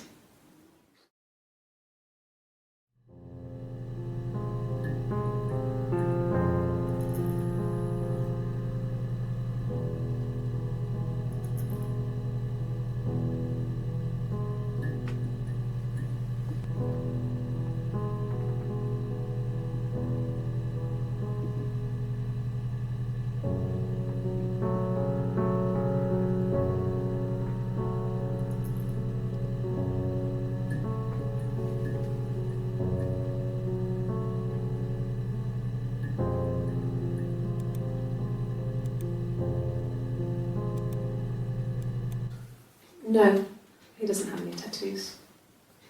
He has a scar down here near his stomach, past his hip. Cut himself with some glass. That was before, a long time ago. He looks just like the photo. He's not got his glasses on here though. He takes them off for the camera. But he needs them to see properly, you know. He has to read a newspaper or a menu in a restaurant. Not books so much, or watching TV. He likes TV.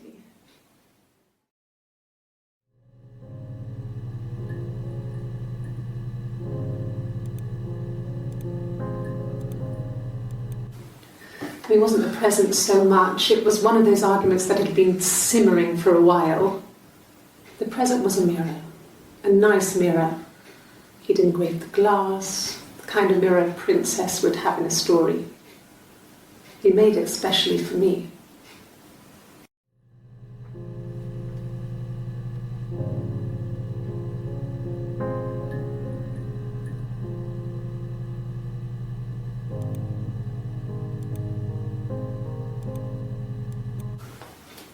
Well, on his clothes, that would make sense. He made it by hand. I mean, he brushes the silver onto the glass. It's not how they make mirrors these days. I mean, he made the mirror and he gave it to me.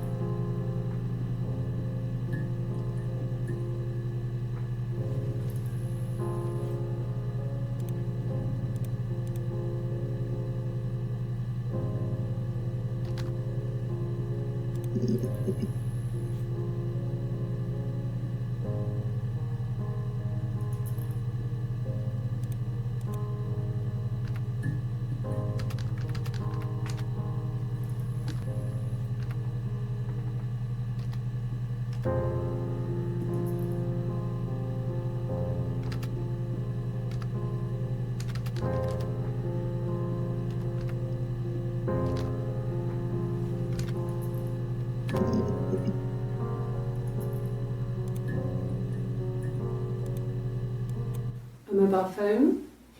Yeah. Well, they have one for the Glaziers, but it's only for work. I can't remember the number. Oh, it's in the kitchen. I saw it plugged into its charging cradle.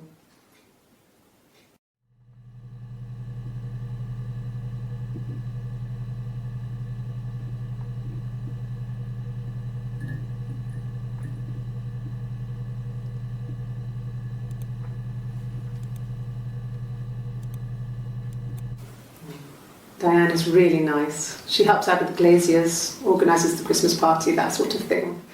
They have 2 kids, really sweet kids.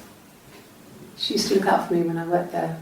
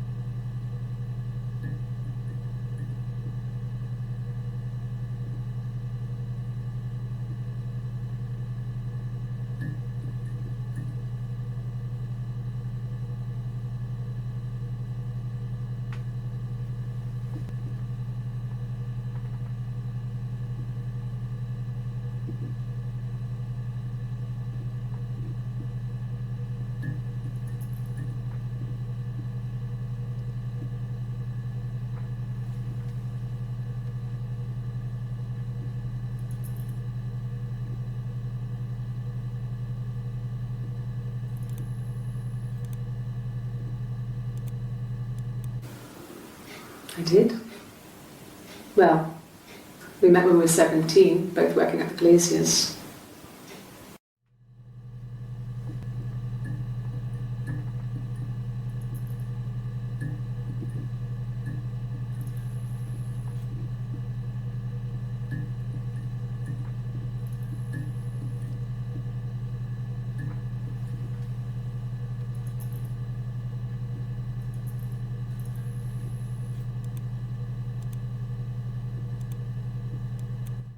No, everyone loved Simon. He's a Glazier who doesn't have much money. I don't know. I don't know.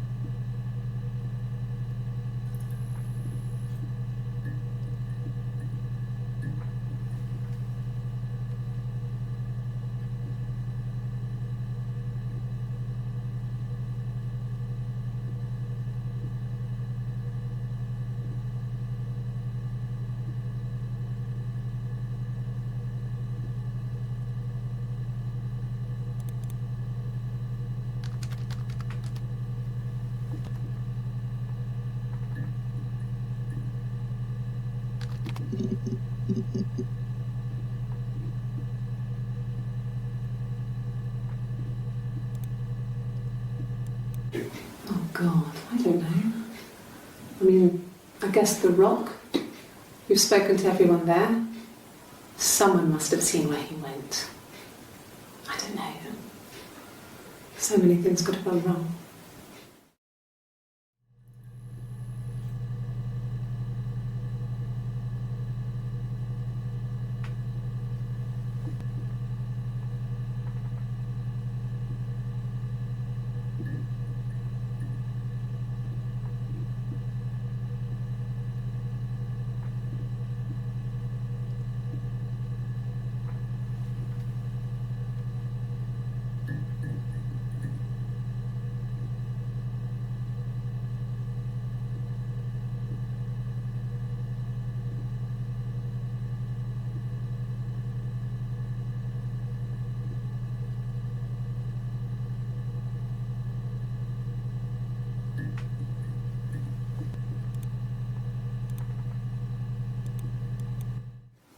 No, it's okay. The other detective has just gone to get me one.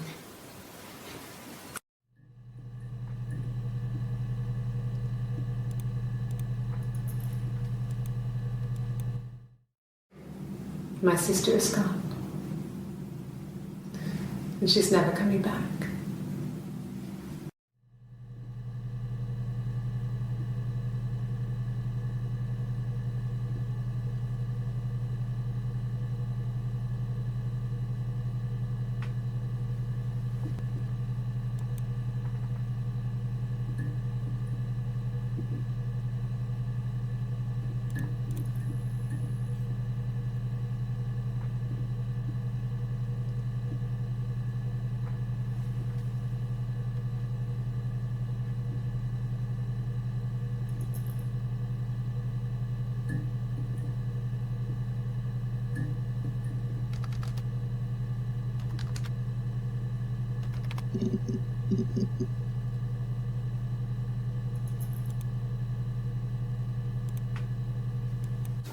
No.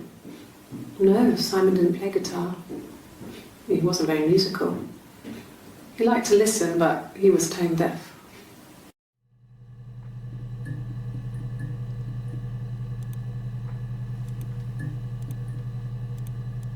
Yes. Yeah, it's my guitar.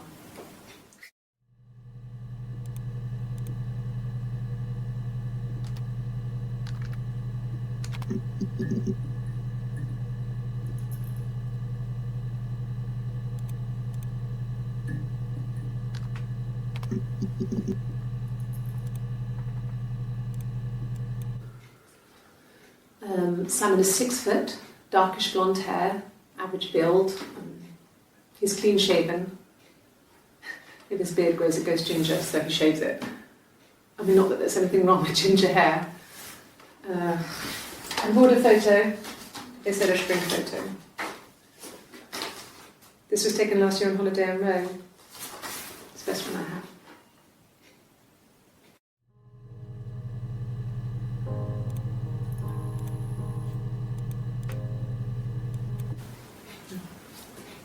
It's Rapunzel. The story starts when she's born. Mother Gothel, a witch, takes Rapunzel from her parents and keeps her locked up in this tower. Rapunzel gets pregnant by the prince, and Mother Gothel is furious, so she cuts off her hair and throws it. Actually, her hair's already short here, so that's already happened. So she throws her into the wilderness, and Rapunzel is reunited with the prince, who's blind, but she kills him with her tears, and so it's a happy ending. Is that too much?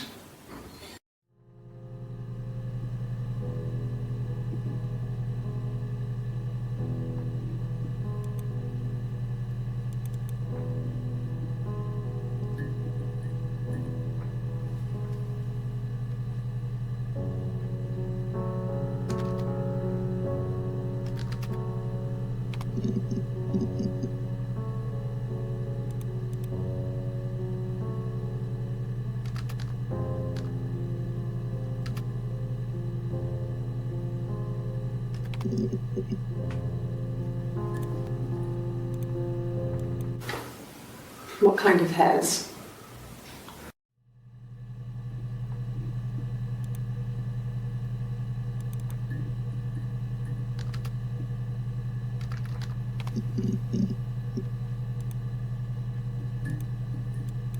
My name is Hannah. Hannah. It's palindrome. It reads the same backwards as forwards. It doesn't work if you mirror it though, it's not quite symmetrical, but I mean, you get the idea. Sorry. Hannah Smith, I live at 31 Gladstone Street.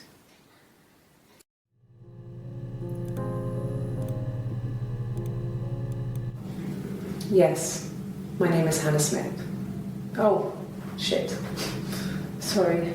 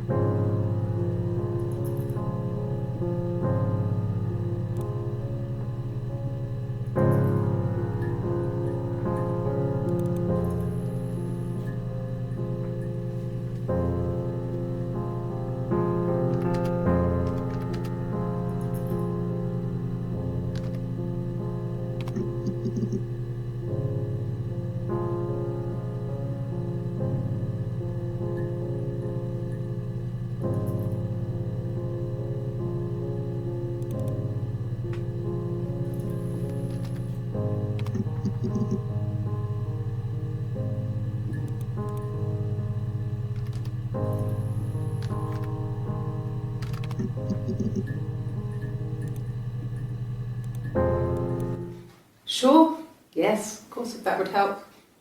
Will you phone the house to let me know when you want to come round? Then I can make sure that I'm there.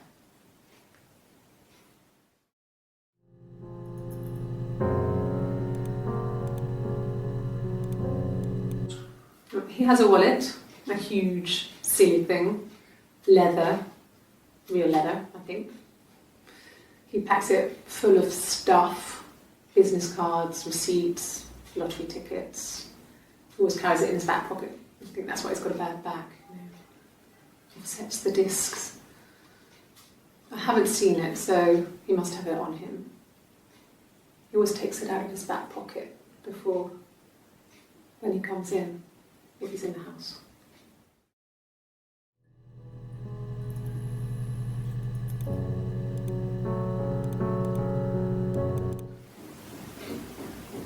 I wasn't in the house.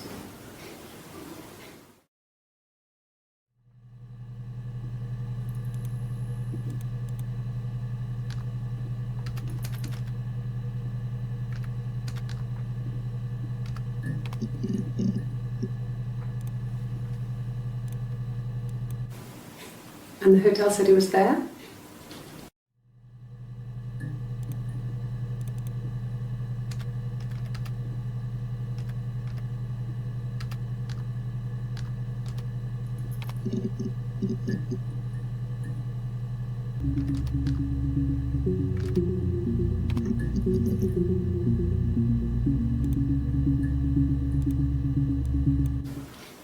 I thought it made me sound suspicious. It's not a normal thing to do, to drive to the other end of the country. I wanted to keep it simple. I know it was stupid not to tell you everything.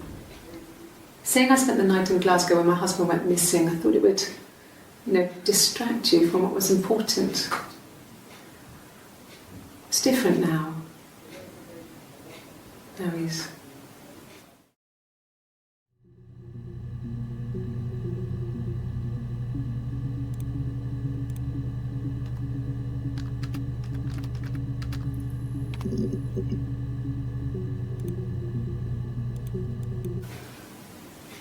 Yeah. I mean, I was infertile. Thought I was. They told me I was infertile after the miscarriage because of complications.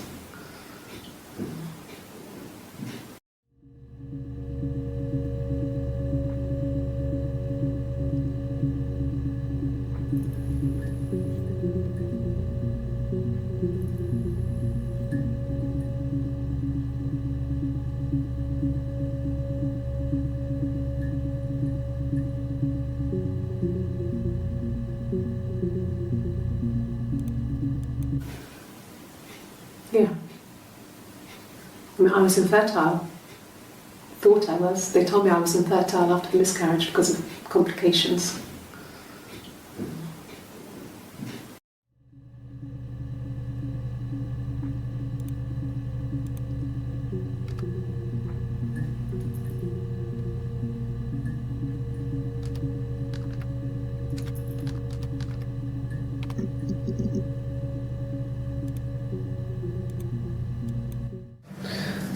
I can take the stuff off now. Did I prove I'm innocent?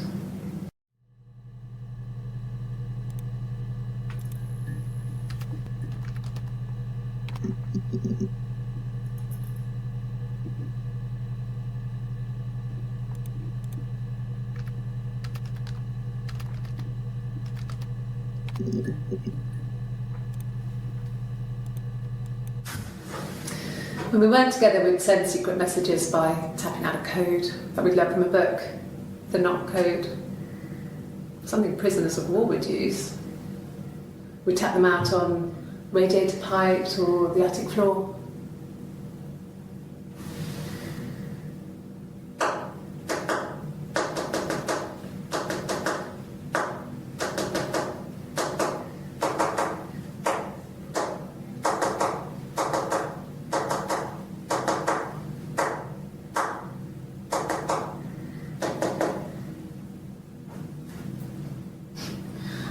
Dad thought we had mice, but they couldn't find any.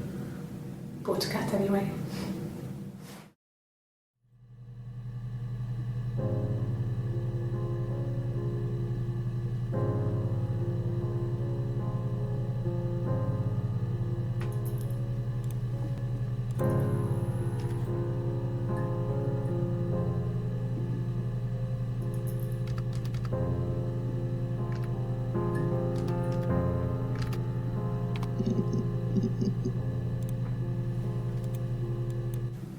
Yes, I understand my rights. No, I don't need a lawyer.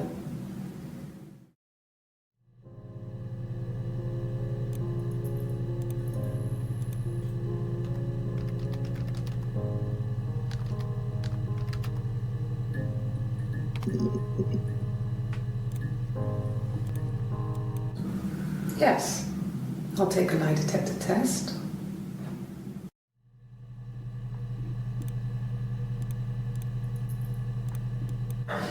I've never taken a lie detector test before. Does it really work?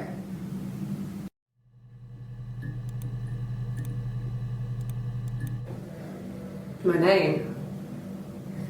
That was the only question I failed. Your lie detector works.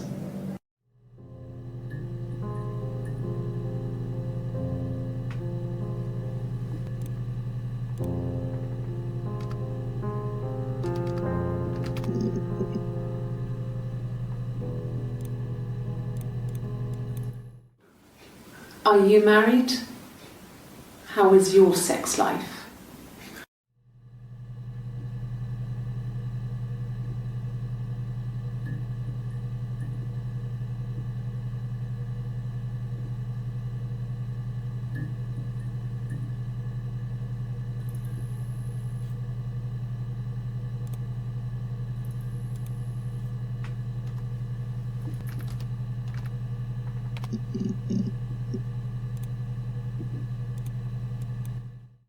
Yeah, I had to let myself in. The door locks if it swings too.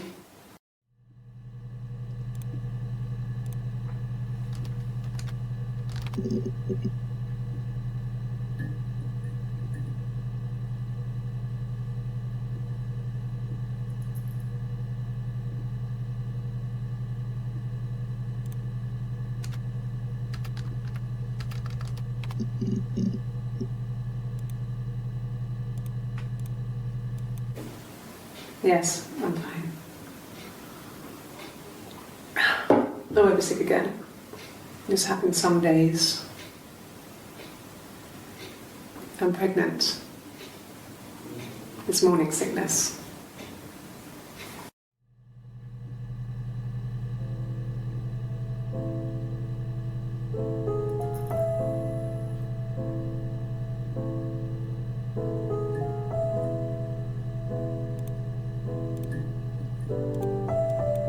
It was late, early Saturday morning.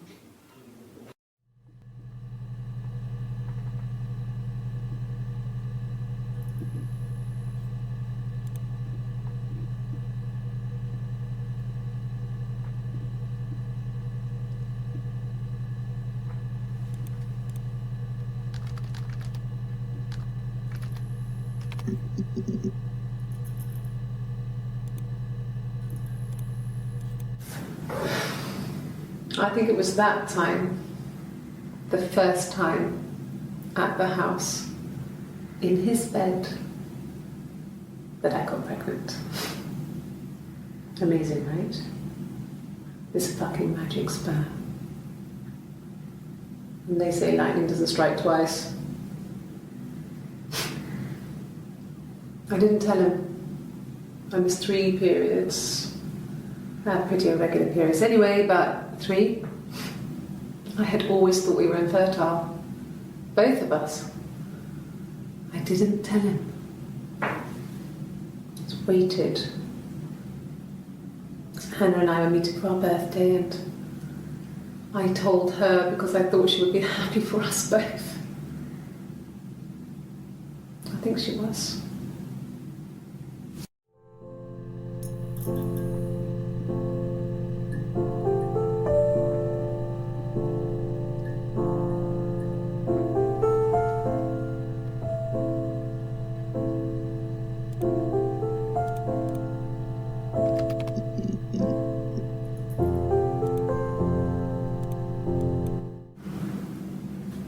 Mother wanted me to grow my hair long, but I kept cutting it myself.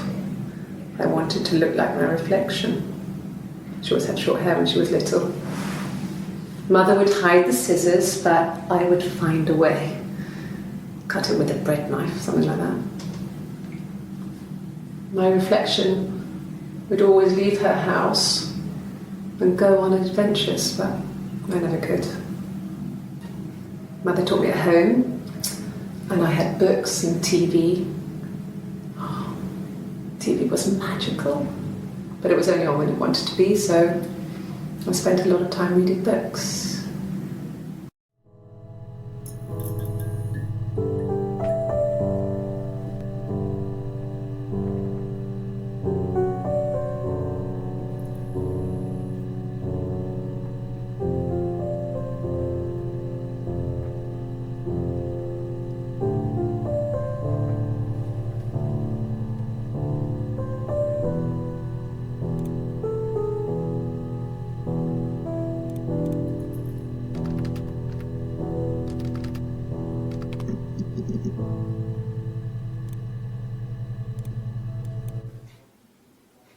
A long time. We got married when I was 17.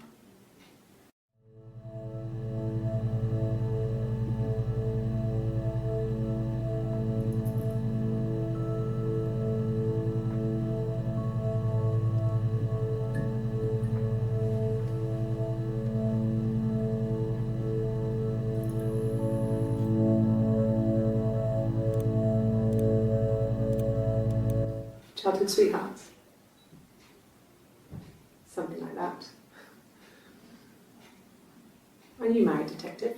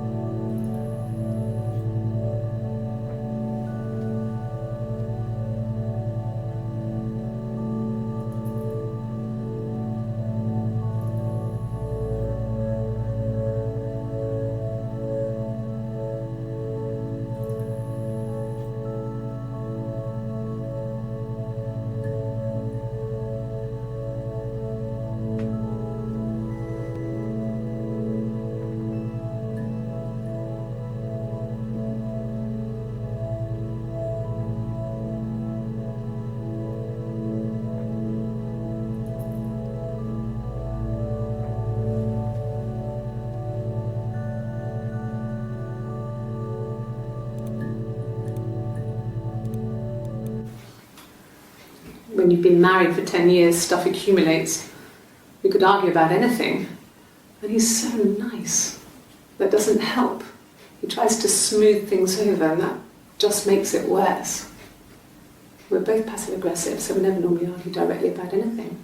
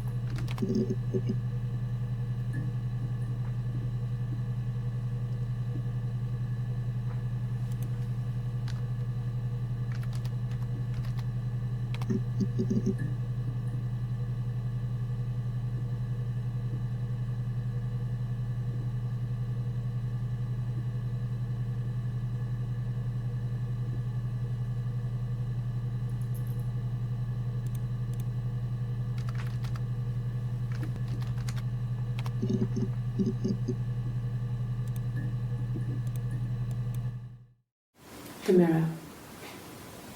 I can't remember. I put it somewhere safe. Upstairs, I think.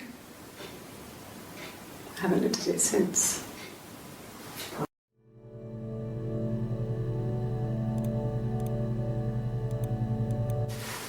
Silverleaf? No. He normally silvers them properly.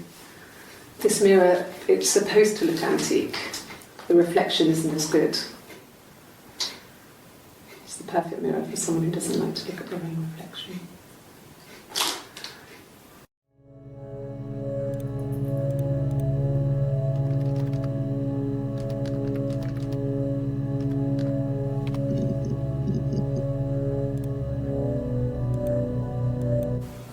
Okay.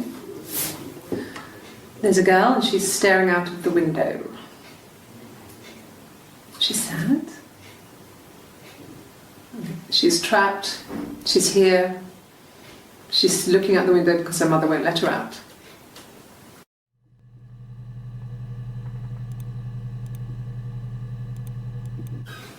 I would have been a good mother. I was young, but I would have been a good mother. She was a girl, by the way, the baby.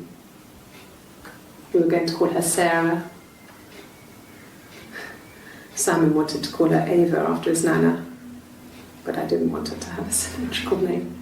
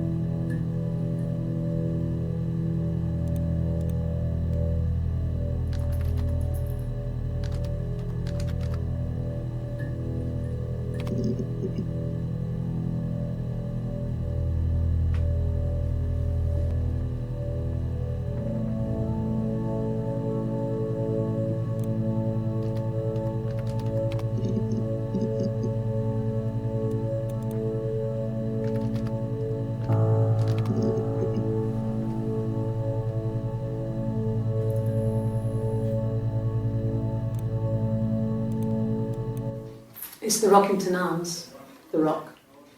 It's run by a nice couple, Peter and Susan. There's some other regulars there that Simon likes to drink with, and the barmaid they're having sometimes, Helen. Peter said Simon had been in and had a few drinks.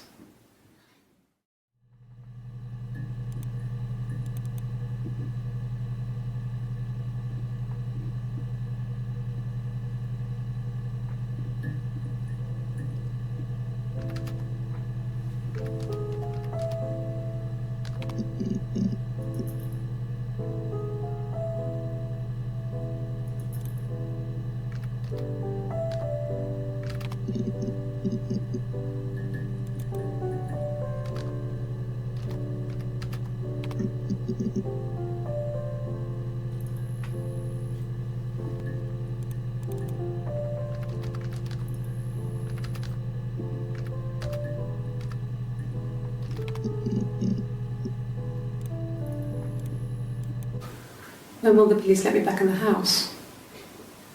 And they let me take a bag of clothes with me, but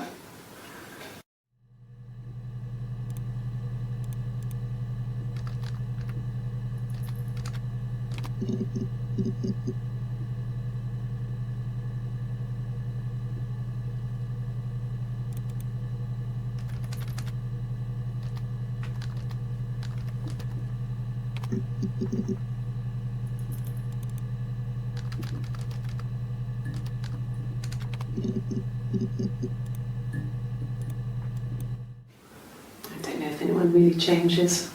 You just become more yourself. Simon was my prince, and that hasn't changed.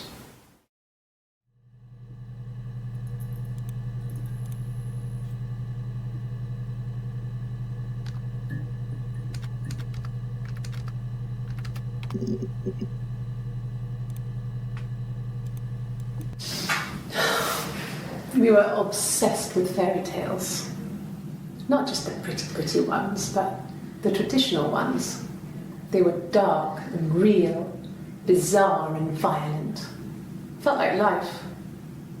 We had this huge old book that I think Mum must have bought from a library sale. The illustrations had thin tracing paper over them to protect them. They were in colour, shiny plates. At the front of the book was an index of illustrations. We read that more than the actual stories. We'd read aloud the captions and flip between the pictures. There was something intimate about peeling back the tracing paper, undressing the pictures. Rapunzel's hair is cut. The eagle plucks out his heart. The princess pricks her finger.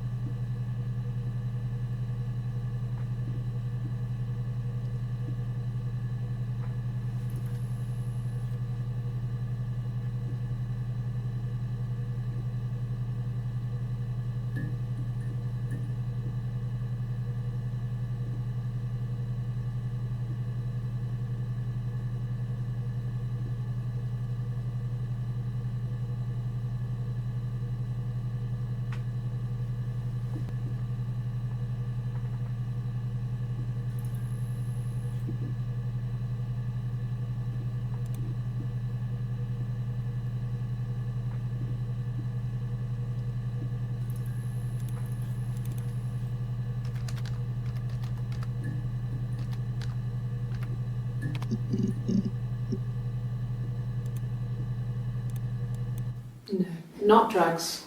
I mean, he drinks, but never very much. He goes to the pub and has one or two. Sometimes we go together.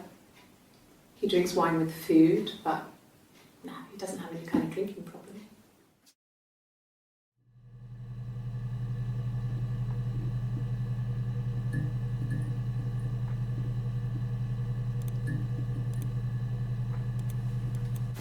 God, I don't know.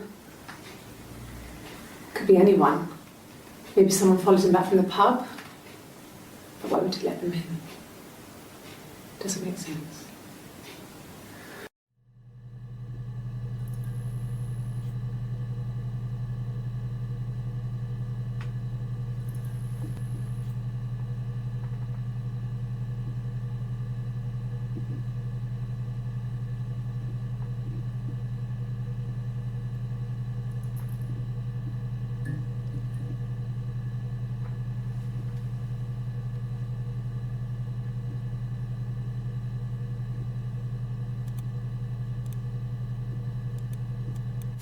I mean, not really. He would go to the pub. He had his drinking buddies there, but no one ever really came back to the house. Sometimes Eric, his boss, and his wife would come over for dinner. That would be us returning the favour. Diana's a really good cook, into her trendy ingredients. And the last time Simon cooked something off MasterChef, he got the recipe off Ceefax. And I did my Lloyd Grossman bit, commenting from the sidelines. I had to find fennel from the supermarket. Have you ever eaten fennel?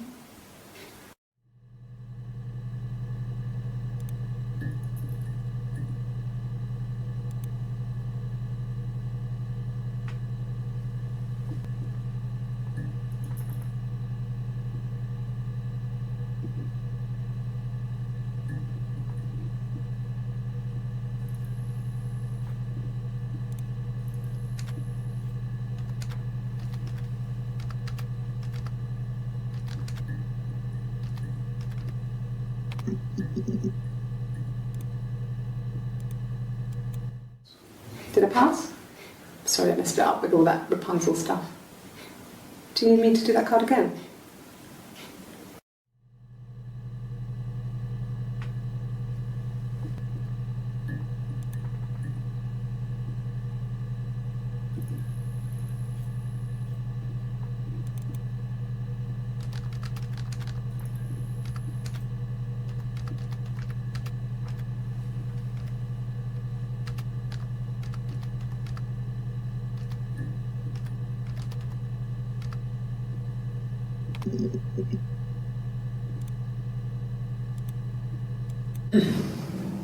Yes. The first time we saw each other, it was strange. We both realised at the same moment, I think. We must have seen each other before, but there was this instant when we first realised it wasn't a reflection. The reflection was staring back. I think I was 5. It was my birthday. My reflection was wearing a party hat and waving. I knew what party hats were from books. And it suddenly occurred to me, today must be my birthday. I waved back and we just spent ages waving at each other and copying each other's movements.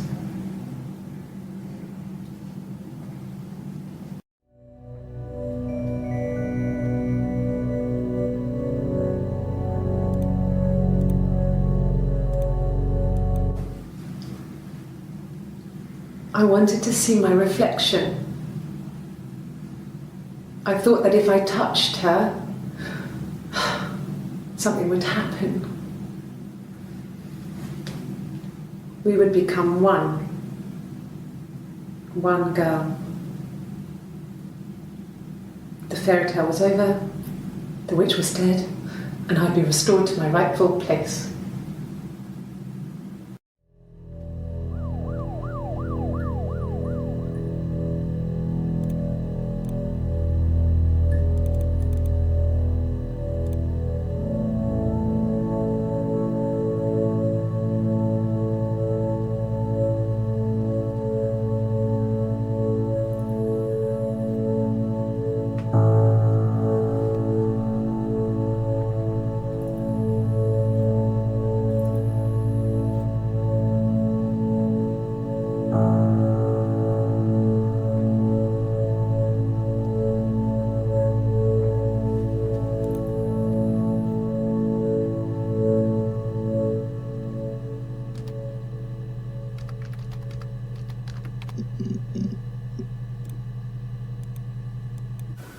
Okay, I'll try my best to remember.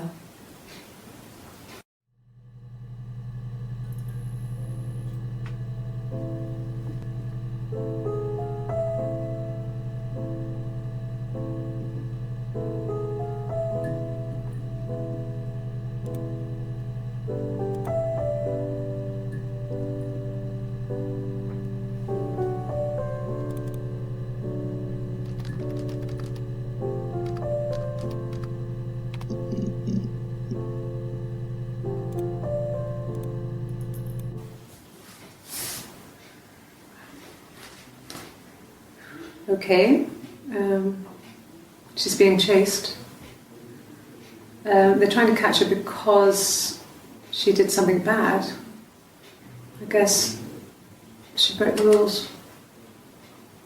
Or maybe they think she did something bad. Maybe it wasn't her fault. She looks scared, not guilty. Maybe it was mistaken identity. Did they catch her there? I don't know.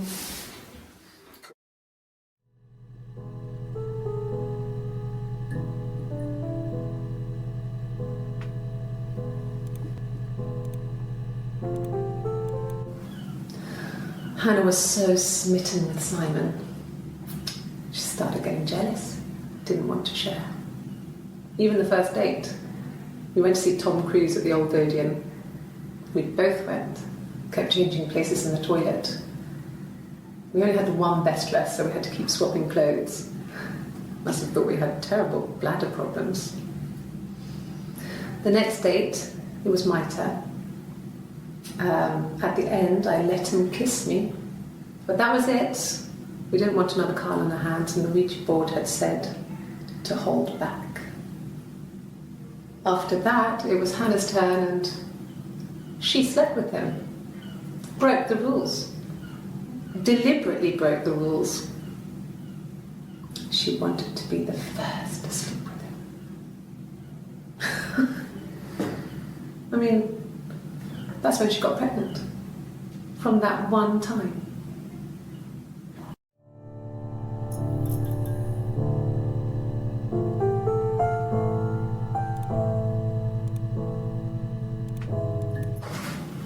It lasted about 6 months.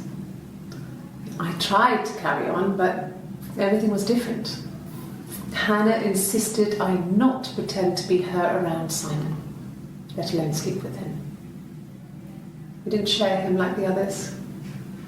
The rules had changed. Me living in the attic had become weird in a way it hadn't been before.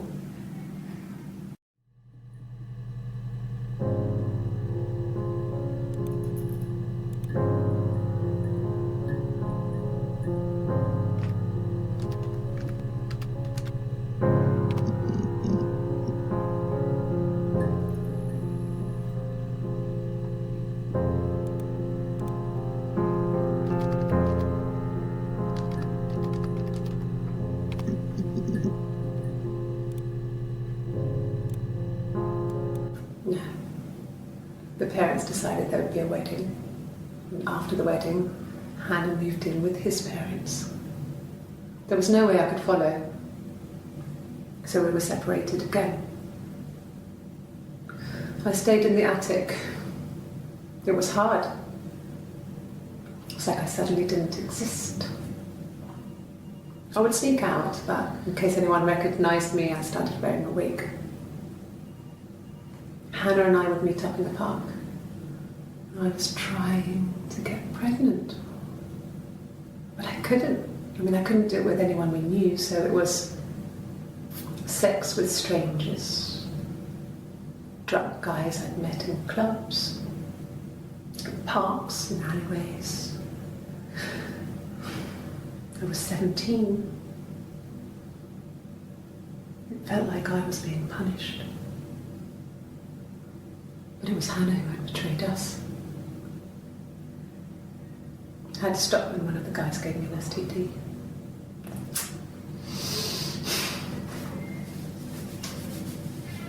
When we met up, it was disturbing. For the first time, my reflection She didn't look like me. She was fatter, flushed. If anything, I was getting skinnier. I found it hard to look sometimes. We talked about what to do. Was it time to become our own people?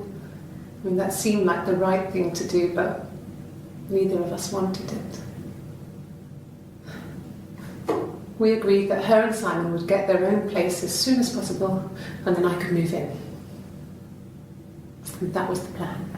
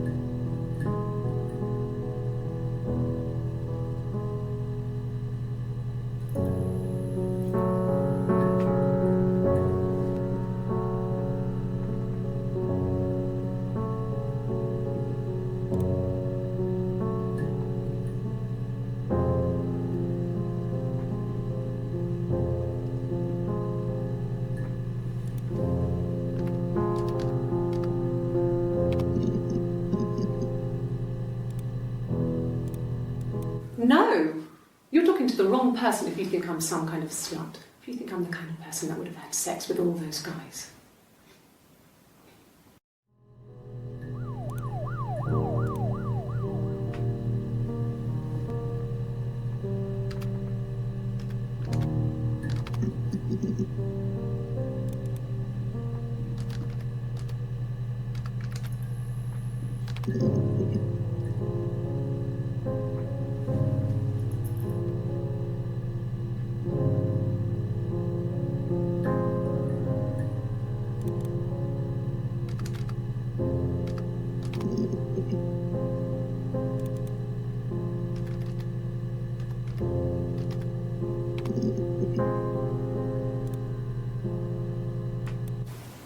Okay. Sounds weird. I'm not great at making up stories.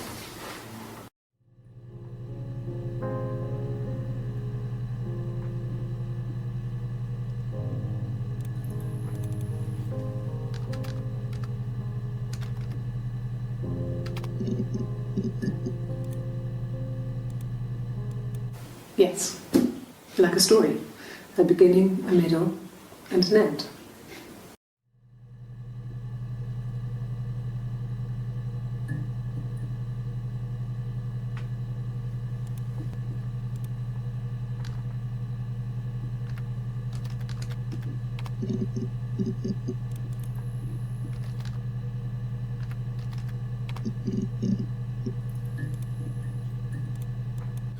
Oh, tastes fine to me. As long as it's black and strong, I'm good.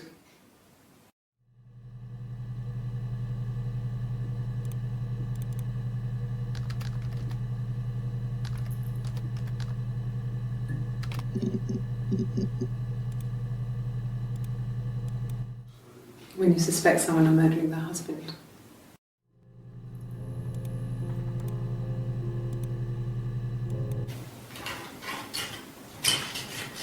This is the third day running you've called me in. I speak to Doug and Eleanor every day. And they say you've been asking a lot of questions. About me. Should I be worried? Am I a suspect?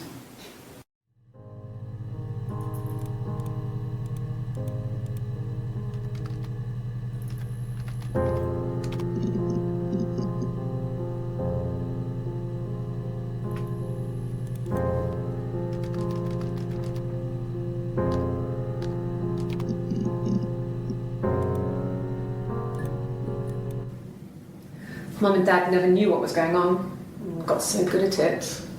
We were so in sync that we'd use each other to cheat. If one of us had a hangover, the other one would go to school. Whoever was best at a subject would sit the exam. There were lots of differences between us. Some things one is better than the other at.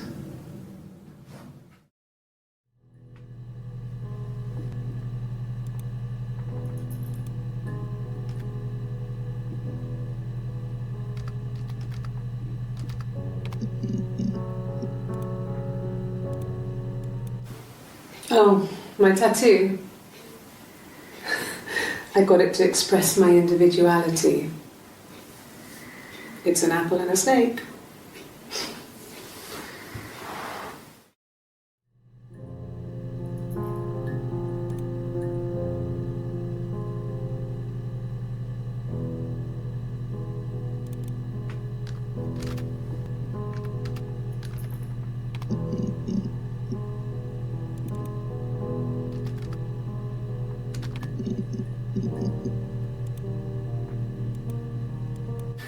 Could I have a cup of tea?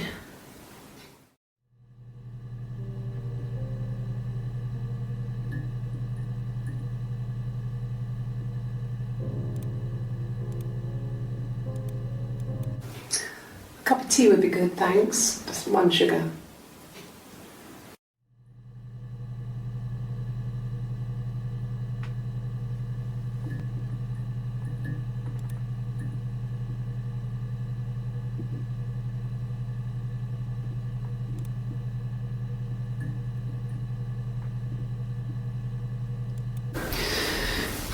Maybe a fresh cup of tea?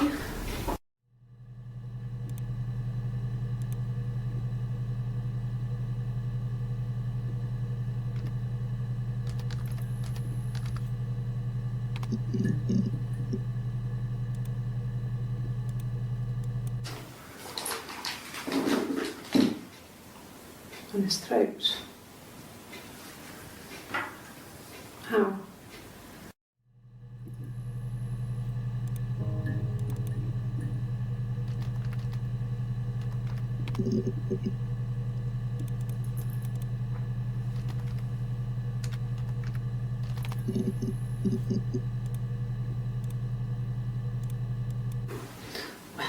I remember the ticket, of course. I paid it without telling Simon. Didn't want to get told off.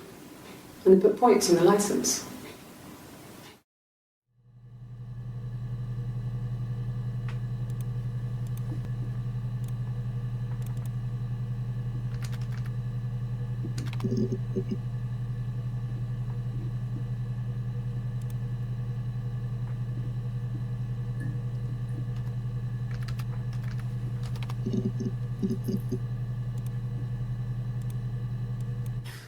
You must be desperate for leads if you're getting hung up over 6-month-old speeding tickets.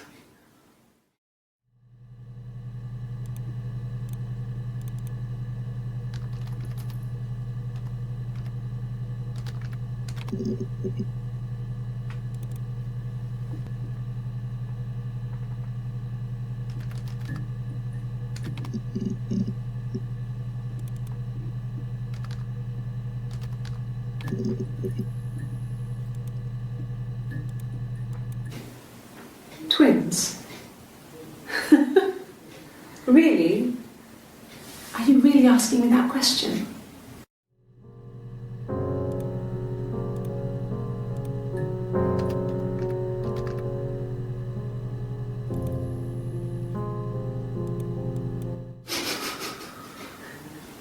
Are you out of your mind?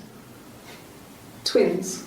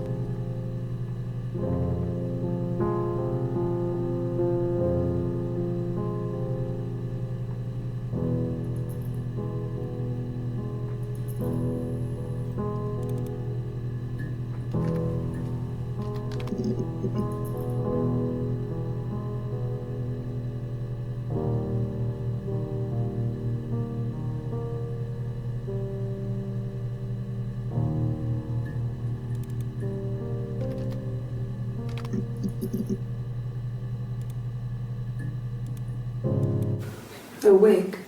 You mean... what type of wig?